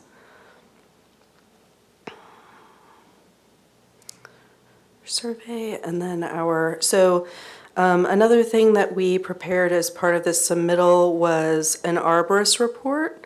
So Duke McPherson went out to the site to take a look at the oak trees that are in proximity to the proposed ADU, as well as documented there were some oak trees that were damaged during the storms last year. So he did, I think this image here shows some of that documentation of the trees that needed to be removed on site. There are 2 oak trees that are proposed as mitigation along the driveway. And then we also have a few smaller trees that are proposed around the ADU. Those are not mitigation trees, but they're just, additional trees to kind of provide additional screening for that building. And then this tree in particular, this oak tree, is the one that we were most concerned about being impacted by the driveway. And so we're proposing fencing for the oak trees during construction to protect them. At the last review, we only had a conceptual landscape plan. And so this time we're returning with full landscape plan with planting, hardscape materials, the water calculations, irrigation, and landscape lighting as well. And if there's anything you'd like to see particularly in detail, you can let me know, but I'm just going to kind of go through quickly. Let's see. So there are a lot of additional small shrubs and plantings around the pool area as well as around the ADU. A lot of this site right now is made up of just kind of very loose shrubbery. There is a large buffer of pine trees along this portion of the site, which is existing to remain.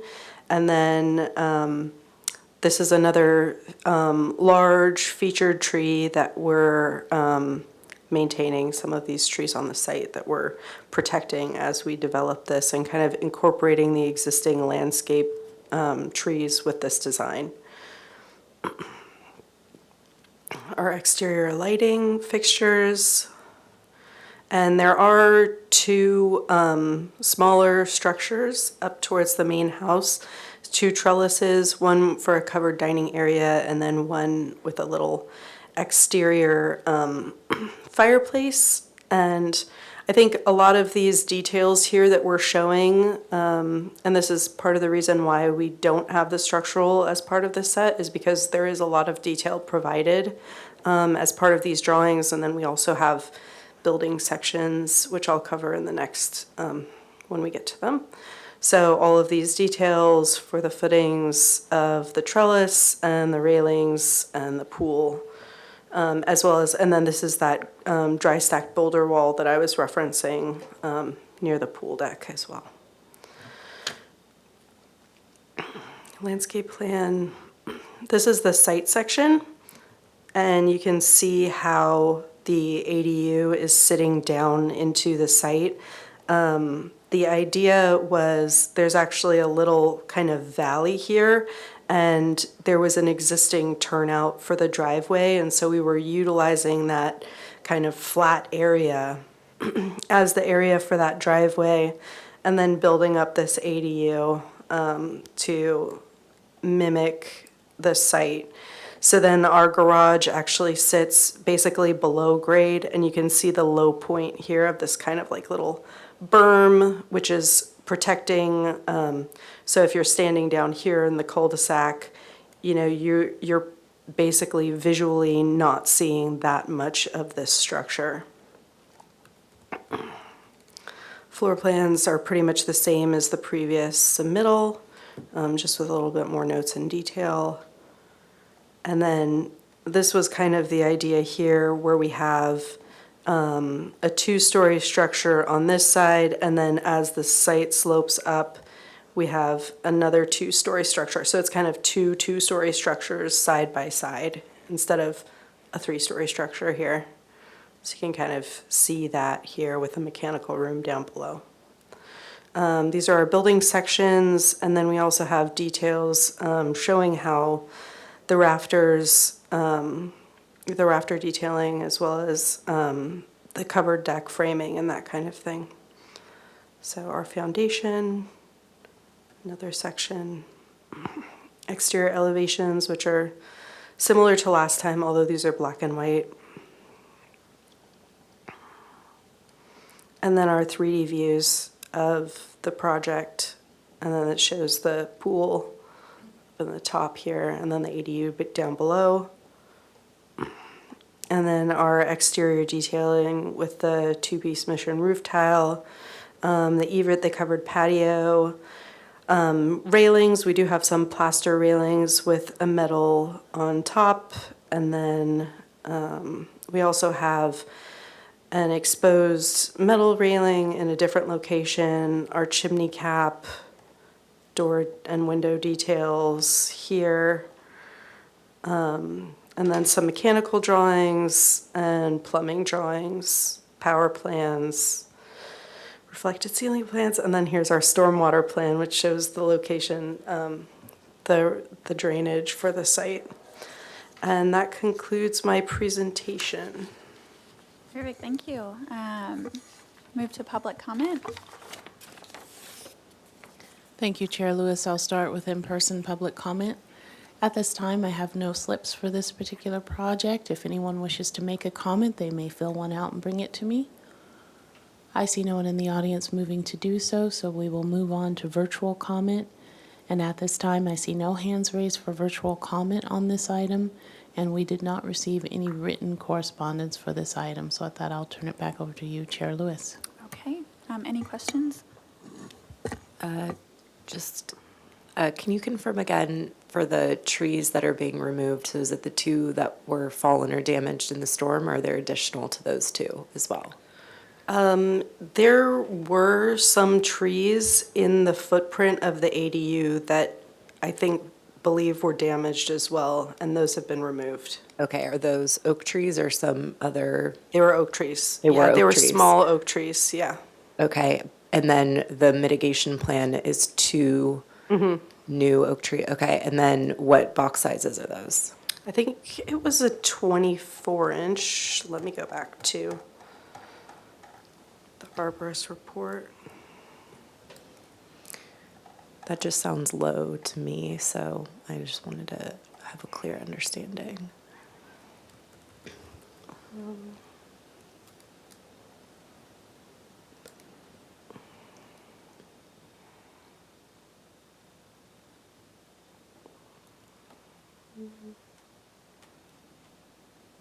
Located, okay, so it says the photo shows one of the two oak trees which were destroyed in the winter storms located within the footprint of the proposed ADU. So it did say two oak trees. And let's see. And then I believe on the landscape plan is where it calls out the size. Okay. So I'm going to go back to the planting plan here, and yeah, it says 24-inch box for the Coast Live Oaks, the Okay. two. And then can you just confirm no other changes to elevations or exteriors happened since our last review? Okay, yeah, actually. Or if there were, can you cover them? Sure. There were, I would say there were some minor changes, nothing that substantially changes the massing of the building, but one thing that did change was along this side of the building, we do have, this is where our concrete wall is to kind of protect the water intrusion into the building, and that is actually coming outside of the building slightly, so we have this little bump out. And then again, on the other side of the building where this foundation wall is being represented on the elevation. Okay, and that's it for changes? That's it. Okay. And then can you just quickly go over landscape lighting or confirm the lighting? Mm-hmm. Is all night sky compliant and?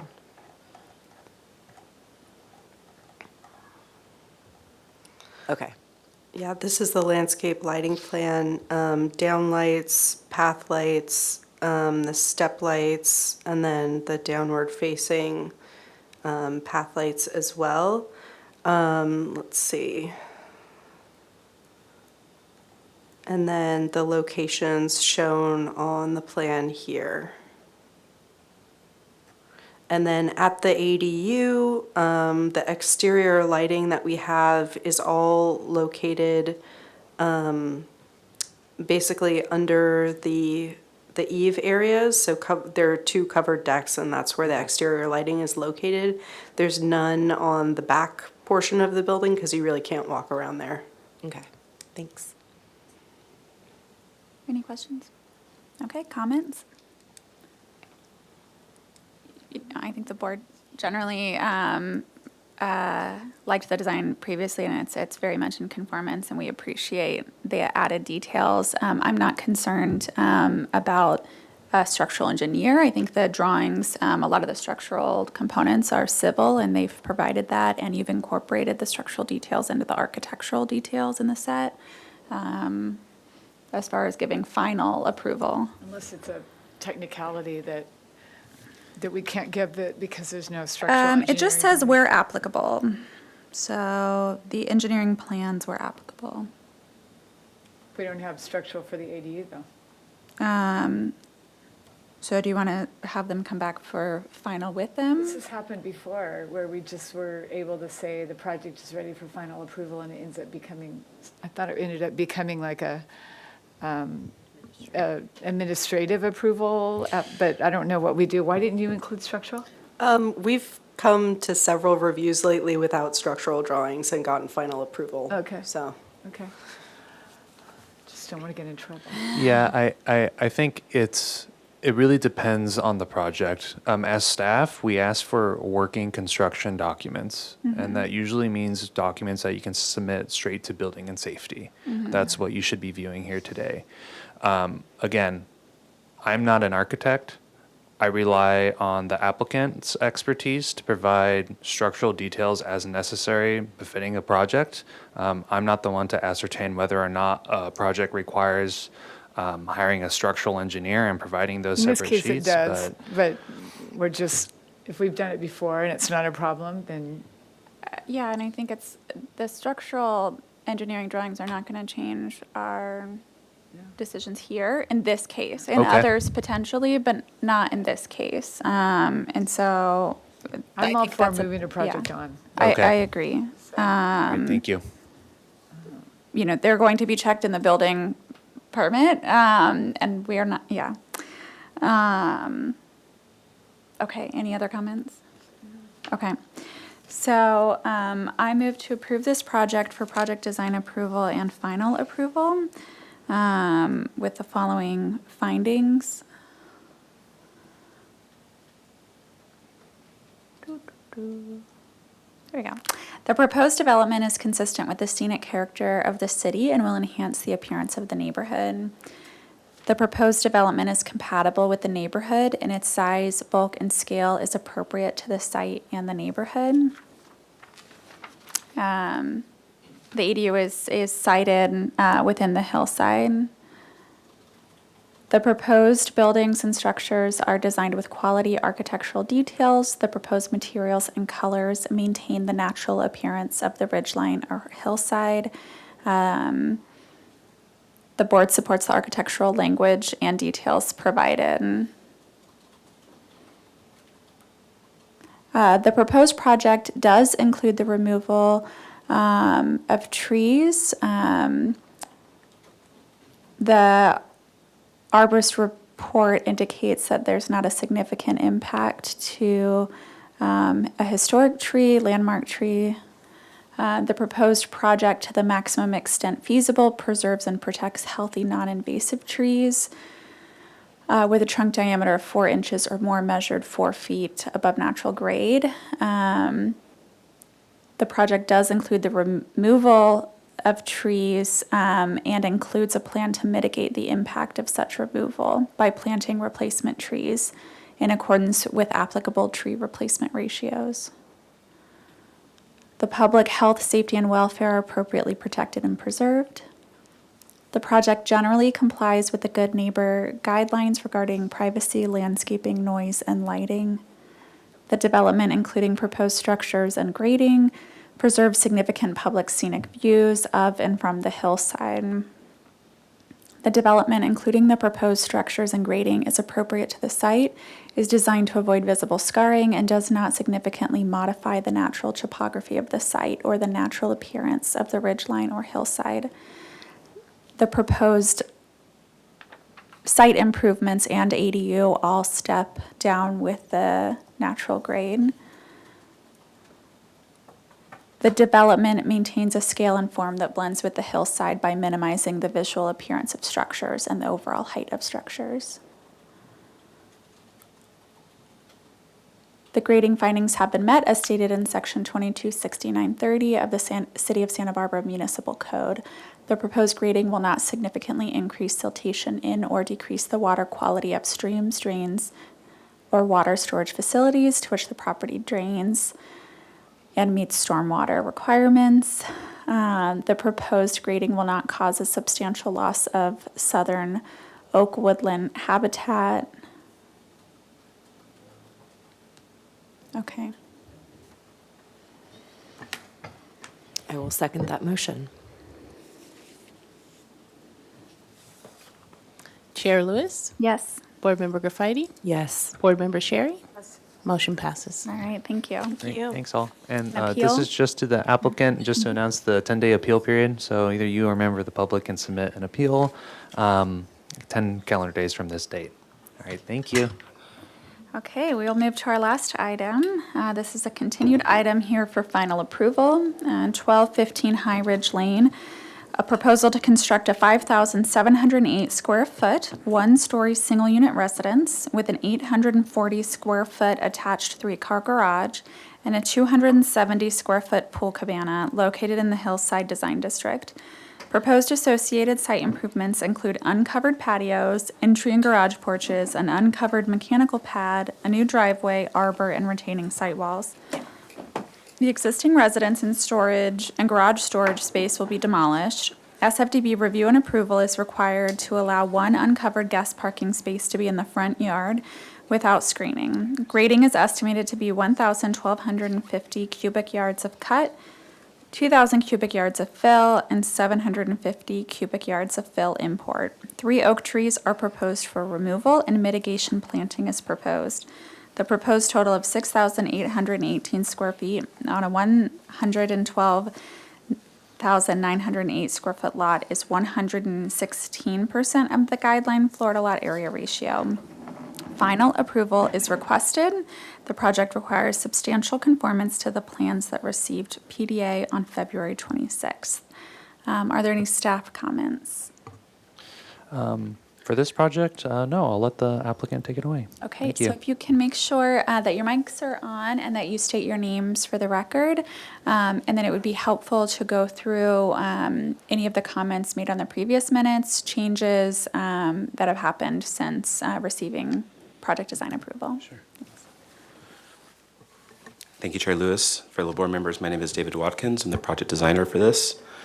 We are going for final approval today, and we've been working pretty hard at trying to get those changes addressed that you guys brought up from the last hearing, and we'll quickly run through those today. Starting here on the... I said David Watkins. Oh, you did? Yeah. I didn't see. I love it. David Watkins. Are you going to introduce them too? Sorry, you can go. All right. Kelly Almroth, owner. Gary Reichel, Windward Design Services. So I'll just jump on the proposed site plan really quick to address a comment from the last time that came up in the hearing. Oh, they're on, yeah, it's the 4th tab, if that's helpful. That guy? There you go. Sure. Mhm. Yeah. There, yeah.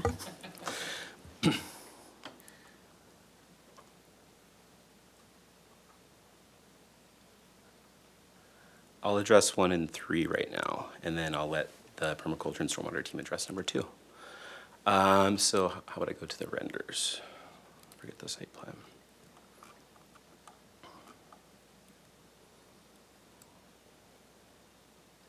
Oh, plans.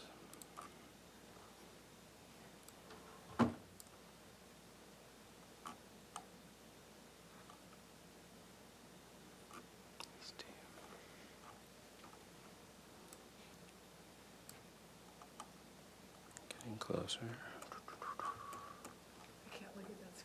I can. Close your eyes. Okay, here you go. So here's some renders of different parts of the parcel, but I'll focus on this comment from the last time about this entry and the different hardscapes.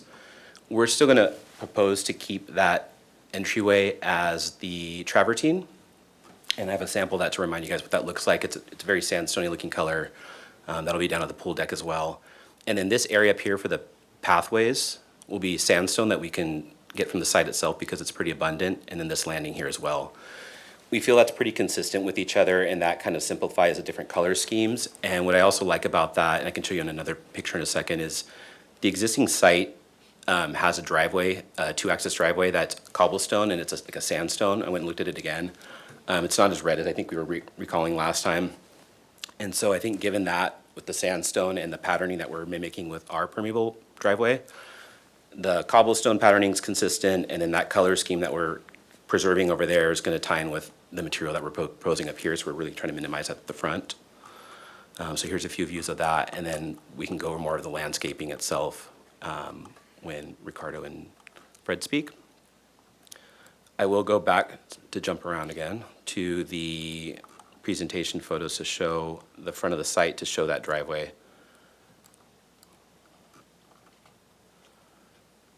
Here's a photo right there. And this is a close-up view, so you can actually really see what that looks like, even though it's pretty granulated in the visual up above. I also took some photos. Here's another view here to kind of show what that's looking like at the front. This is about 5 feet higher right now than what the new driveway will be down beyond over there. So you're never really going to see these two driveways in the same relationship with each other either. We do topography and landscaping. Furthermore, I took a photo of my truck here, which is kind of a tall truck, of the frontage to give a sense of what that's doing for screening. So you can see that from the frontage here, this is from High Ridge Lane, that's the truck right there. It's pretty mature. This vegetation's been growing in pretty well the last couple of years. And this oak tree as well has taken off this last season. Here's from this first driveway apron looking down. You can barely see the truck. There's a lot of hedging right here. This is all fully mature. So we feel like already there's a lot of landscaping that's already doing the job of screening. And ideally, we're not trying to propose to keep this driveway. We have to keep it a driveway because if we call it patio, then the curb cuts have to go for planning and transportation reasons.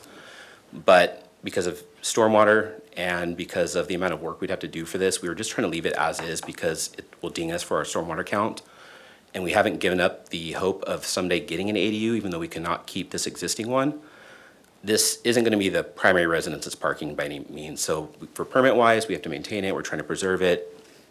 We're trying to meet the P's and Q's of transportation and planning, but the screening already, I think, does enough. The material's great. We're not trying to change that. And eventually, when we do get an ADU that does not require modifications like this one would, we can use this for the future development. So we are trying to preserve that for what it is.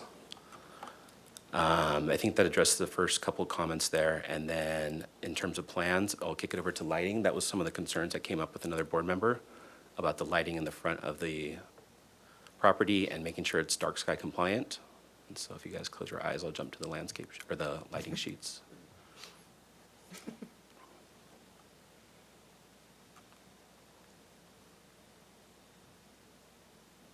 Not bad. Alice. Yeah, E002 has the cut sheets on the fixtures. After. Closer. There we go. 002. Here we go. Right there. So the fixtures in the lower right-hand corner, that's the pathway lighting. And they're spaced about between 15 and 19 feet apart coming down the walkways in the front.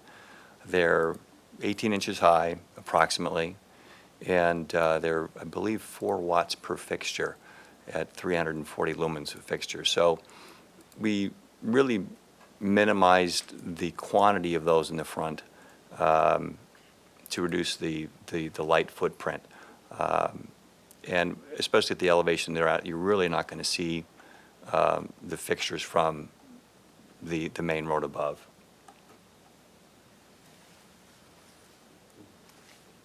And then what was the space between these? Sorry. They're approximately 15 to 19 feet in spacing. And then there were several uplights that we had proposed originally around these trees. That We did. We took those out.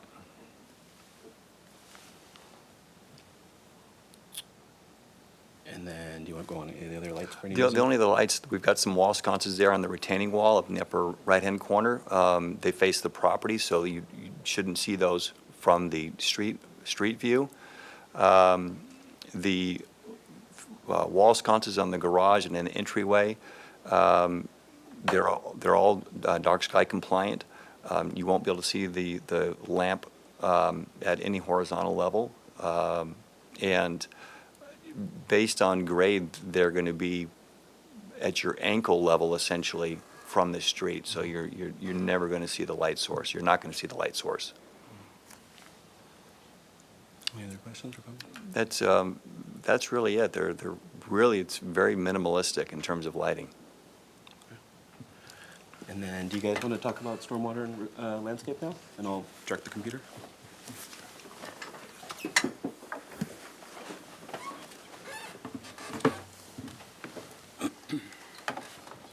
sure to introduce yourself for the Oh, record. Ricardo Castellanos, Regenerative Landscape. I'm Fred Hunter with Regenerative Landscape.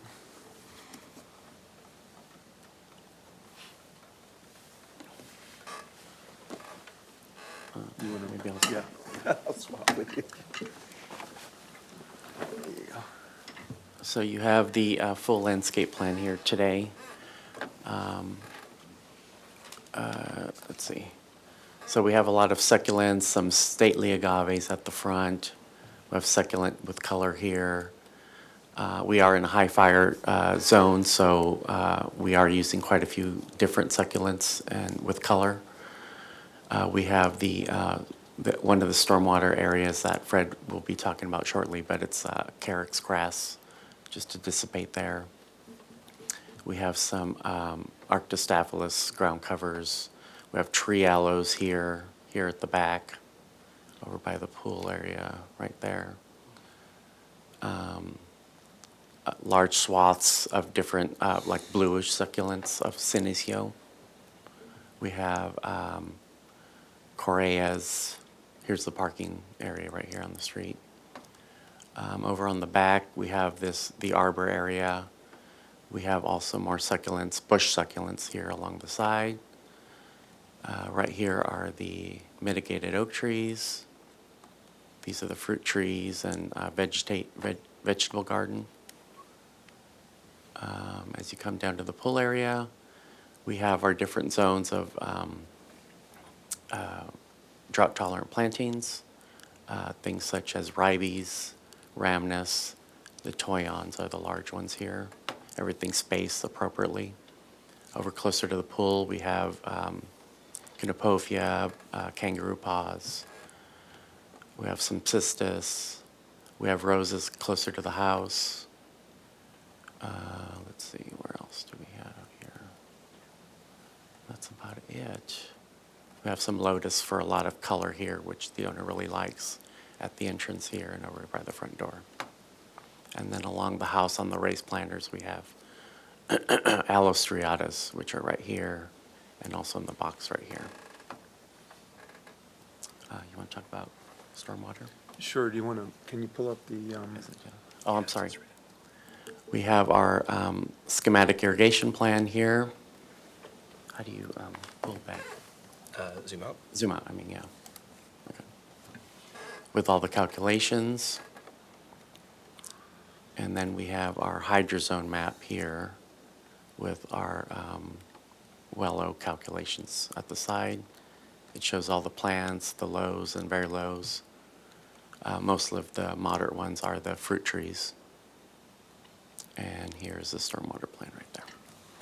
Yeah, so basically, the site is not well suited for a lot of infiltration. Our primary strategy is to capture and store stormwater, and have targeted a volume that well exceeds what would be required under the minimal requirements from creeks. The idea being that if we have cisterns in which to capture the water, we'll be using that water for landscape irrigation for the moderate water use plants during the dry season, which will achieve our treatment requirements as well as meeting the volumetric requirements just by capturing that stormwater to begin with.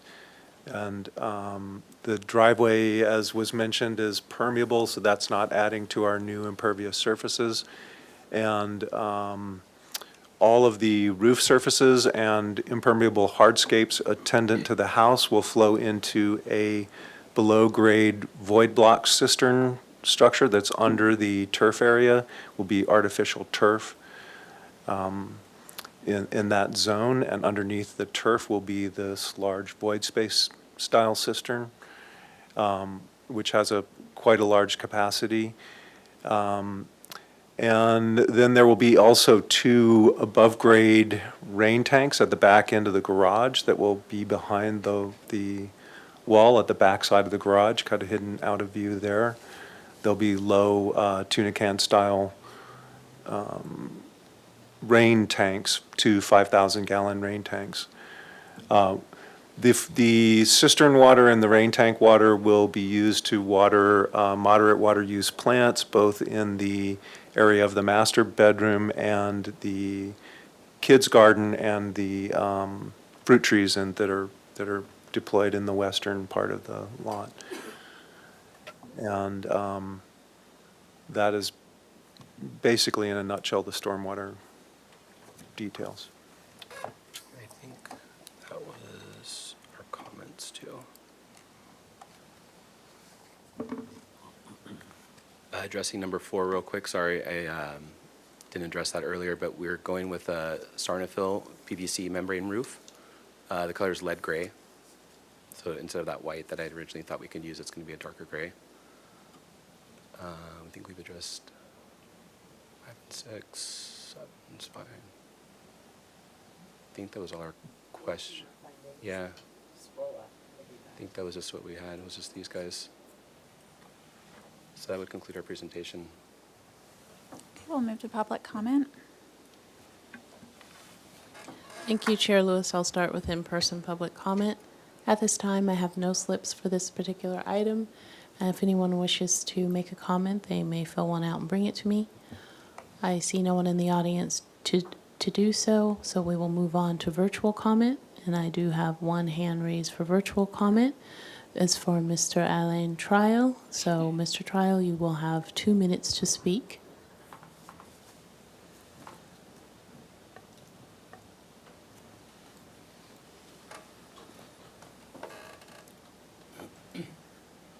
Mr. Trial?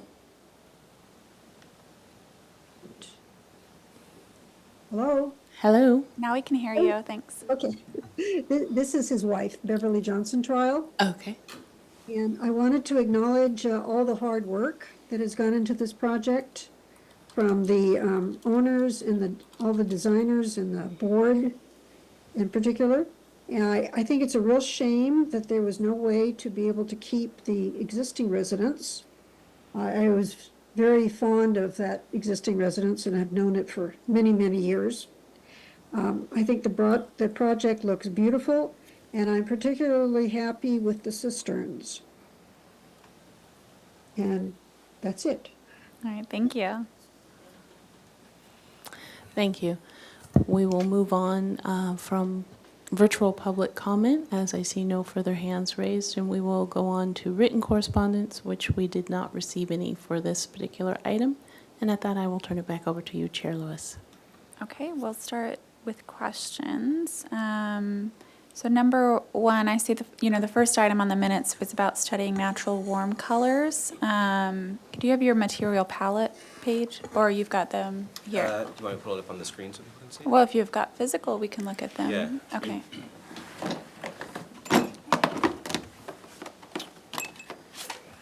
Here's the body colors again. Oh, sorry. Here's the body colors again. This will be the travertine for the entryway and for the pool patio.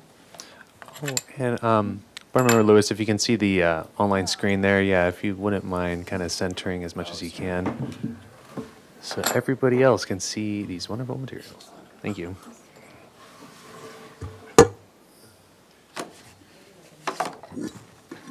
Color appears to be off a little bit on the screen, just for the record. Okay. So what is this one again? That's the chimney stone cladding. Okay. And then you have the 2 body colors. Those are the large. And then the small, that's the, I think, Fleetwood, the door and window frame color. Got it. The matte Okay. black. And then this will be the metal siding for the, metal roofing, the standing seam. And this is a Trespa fiber cement composite for what we can do for the cedar. That does not look good at all on the screen. What we can do for the cladding for the ceiling at the awnings, the roof canopies on the south and at the pool cabana, and then also at the entry. Okay. This is the permeable paver for the driveway. I have a bigger sample at home though, and it doesn't look as mottled as that. You know, that's got some brown and stuff in it. My sample doesn't have, but there's variation, I guess, on them sometimes. Can you go to the landscape plan again, or some sort of site plan where we Sure. And so now all the front yard paths are this stone, and then the driveway is this. Okay, and then your existing, oh, the one you were on was okay. I was gonna do a render, but, Oh. because it should, we have the material use in the driveway. Well, but I want to see the backyard with it too, Okay. if that's okay. Either is fine. Let's see, I got them here. Landscape.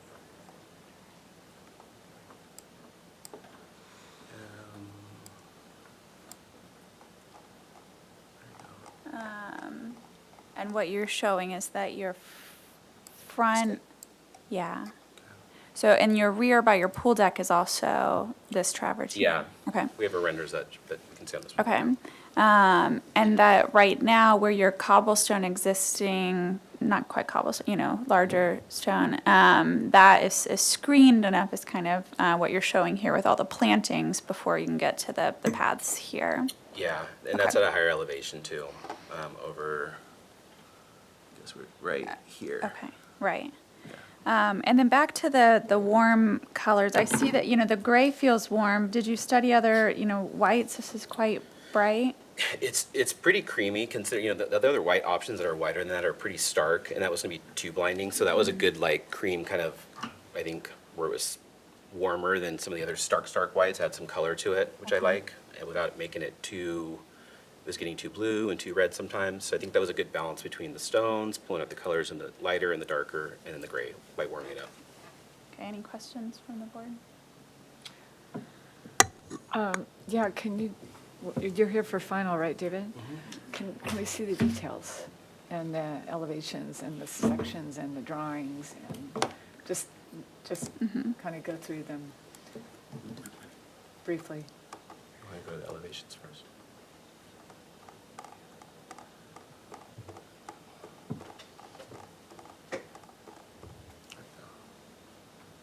So here are the elevations. Nothing's changed from the last design iteration. It's same heights, same materials, same arrangements, same square footages, same glazing. So we're doing an alternating pattern between the board and bat and the nickel lap siding. So the masses are always playing off each other, one's opposite from the other. We're doing plaster only at one spot, which is up here at the garage. Originally, we were going to do board form concrete and stuff, but I think the plaster that matches that light off-white color of the nickel lap is a better alternative. That'll be like a level 5 finish. There's those guys. We have our notes called out for the materials, where it's happening, our details. These are enlarged. East elevation, west. Pool cabana will be matching with the board and bat, the composite ash siding by true exterior. Site sections, building sections, building sections, building sections. Again, nothing changed with our heights. The plate was called out last time at 9.6 incorrectly. It's a 10-foot plate, but that was just based off staff training. We're calling it a little bit more accurately, but nothing in terms of the model or what was represented before had changed in height or anything. The height was always accurate. It was just the benchmark was wrong. Door and window schedules, those haven't changed. Wall types now, they're all wall tags for different types of cladding. Enlarged plan, arbor plan. Materials are called out there. We have concealed connection details that we're showing in our details that are for that steel frame with the 4x in between. And then here's our details now. Those guys, which are mostly... Hold on there.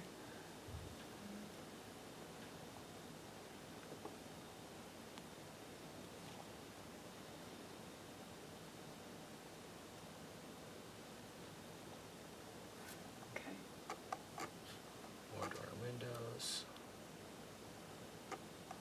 Our ridge, our sidings are called out, our materials called out there.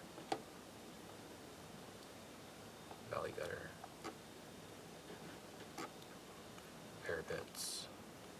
Parapet at the hall. We'll paint that flashing, that exposed flashing cap, we'll paint it the same dark gray as the trim where the trim is happening everywhere else too.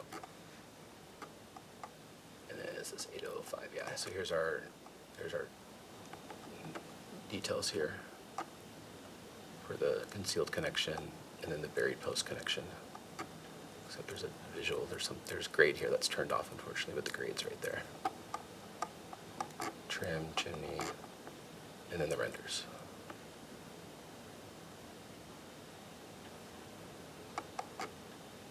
And then here's that pool area.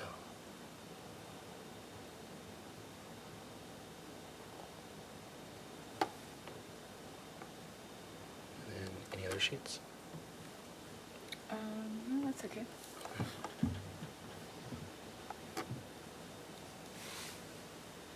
Okay, any other questions? No?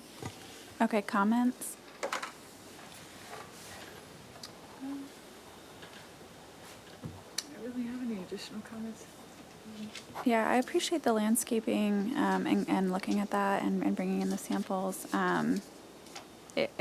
This one is still very white for hillside, but I'm trying to look, could you show the rear elevation or rear rendering again? I'm just wondering how much you see at a distance. Not a lot. I mean, yeah. this massing here, Right, and they're kind off of the set dining back. room, and then over Right. there on that west is probably the most. Okay, I feel like that helps. Otherwise, I mean, in this elevation too, the way that slope is, Right, when you get to the south past this pool, it drops down you're gonna see the 40 site feet. walls and things like that, yeah. So it's pretty hard to see that top of the hilltop from where, from the, even. I'm okay with that white. Yeah. I'm not one of the ones on the board that has an issue with like. bright white. We have to make the findings, you know, it's I know. not a subjective, Yeah. No, but I don't have a problem with the white. personal feeling at all. Oh, yeah, it's more, when you think of like it blending into the hillside, it's hard with having something super white versus what we tend to look for something a little bit warmer, but seeing the amounts of it feel okay. That's how I feel too, yeah, by the okay. way. If it was the entire house in that Right. color, we would really struggle to make the Yeah, findings yeah. that it blends in with the hillside, but because it's, small portions of it, and in general, the darker colors blend a lot more, so that's the majority of what you have. And I would offer that the existing house, the white, that is a creamier color than Than the this? off-white. No, the existing house is whiter and brighter than what that was. interesting. And that was all, Okay. the whole body of the house The was whole- that white. That's good to know, okay. It was that. I mean, there are whites and then there are stark whites. Right. But white, even though, I think the finding is more about Screaming being, like, buildings don't have to not look like they're on the side of the hill. Right. So No, I I know. think It's just the starkness and contrast and everything, but again, yeah, For me, I'm okay with that. okay. Yeah. There's a very white two-story element across the street from us. Always helpful to Not see, doing that. always helpful. Okay, then I feel that they generally comply to what we saw. We're in agreement, or? Yeah, I think some of the items we gave directives on it wasn't necessarily, but there was rationale and I'm comfortable with it. I mean, if you're talking about blending into the hill, that black roof is going to stand out a lot more than the white is. But I normally wouldn't have chosen like a black roof, but I, it is contrasting to the color of the walls, so I like the contrast of the roof not looking the same as the walls, so, and, again, you're not going to see a whole lot of the roof either from downhill, so, Okay, yeah. So but no, I agree, there's at least good supplemental materials for the things that we were asking for. So I move to approve this project for final approval. I lost my agenda. Here, you can just, So, thanks. As the project substantially conforms to the plans that received project design approval on February 26, 2024. I'll second that motion. Chair Lewis, Yes. Board Member Graffiti, Yes. Board Member Sherry, motion passes. Thank you very much. Great, thank you, guys. Thank you guys for adding that to your agenda too. I know that's, you And, guys are facing a lot of that right now, so so thanks. And I just wanted to note for the applicant team that that does start the 10-day calendar day for the appeal. So if you or a concerned neighbor wanted to submit an appeal, it starts 10 days from now. So we'll wait. Yeah, if we don't, yeah, exactly. If we don't hear anything, you guys can go ahead and submit straight to building and safety. All right, thanks all. And then Chair Lewis, if you wanted to Sorry, yes, adjourn the hearing before we get. Our Santa Barbara, oh my gosh, our full board meeting for June 17th, 2024 has adjourned. All right.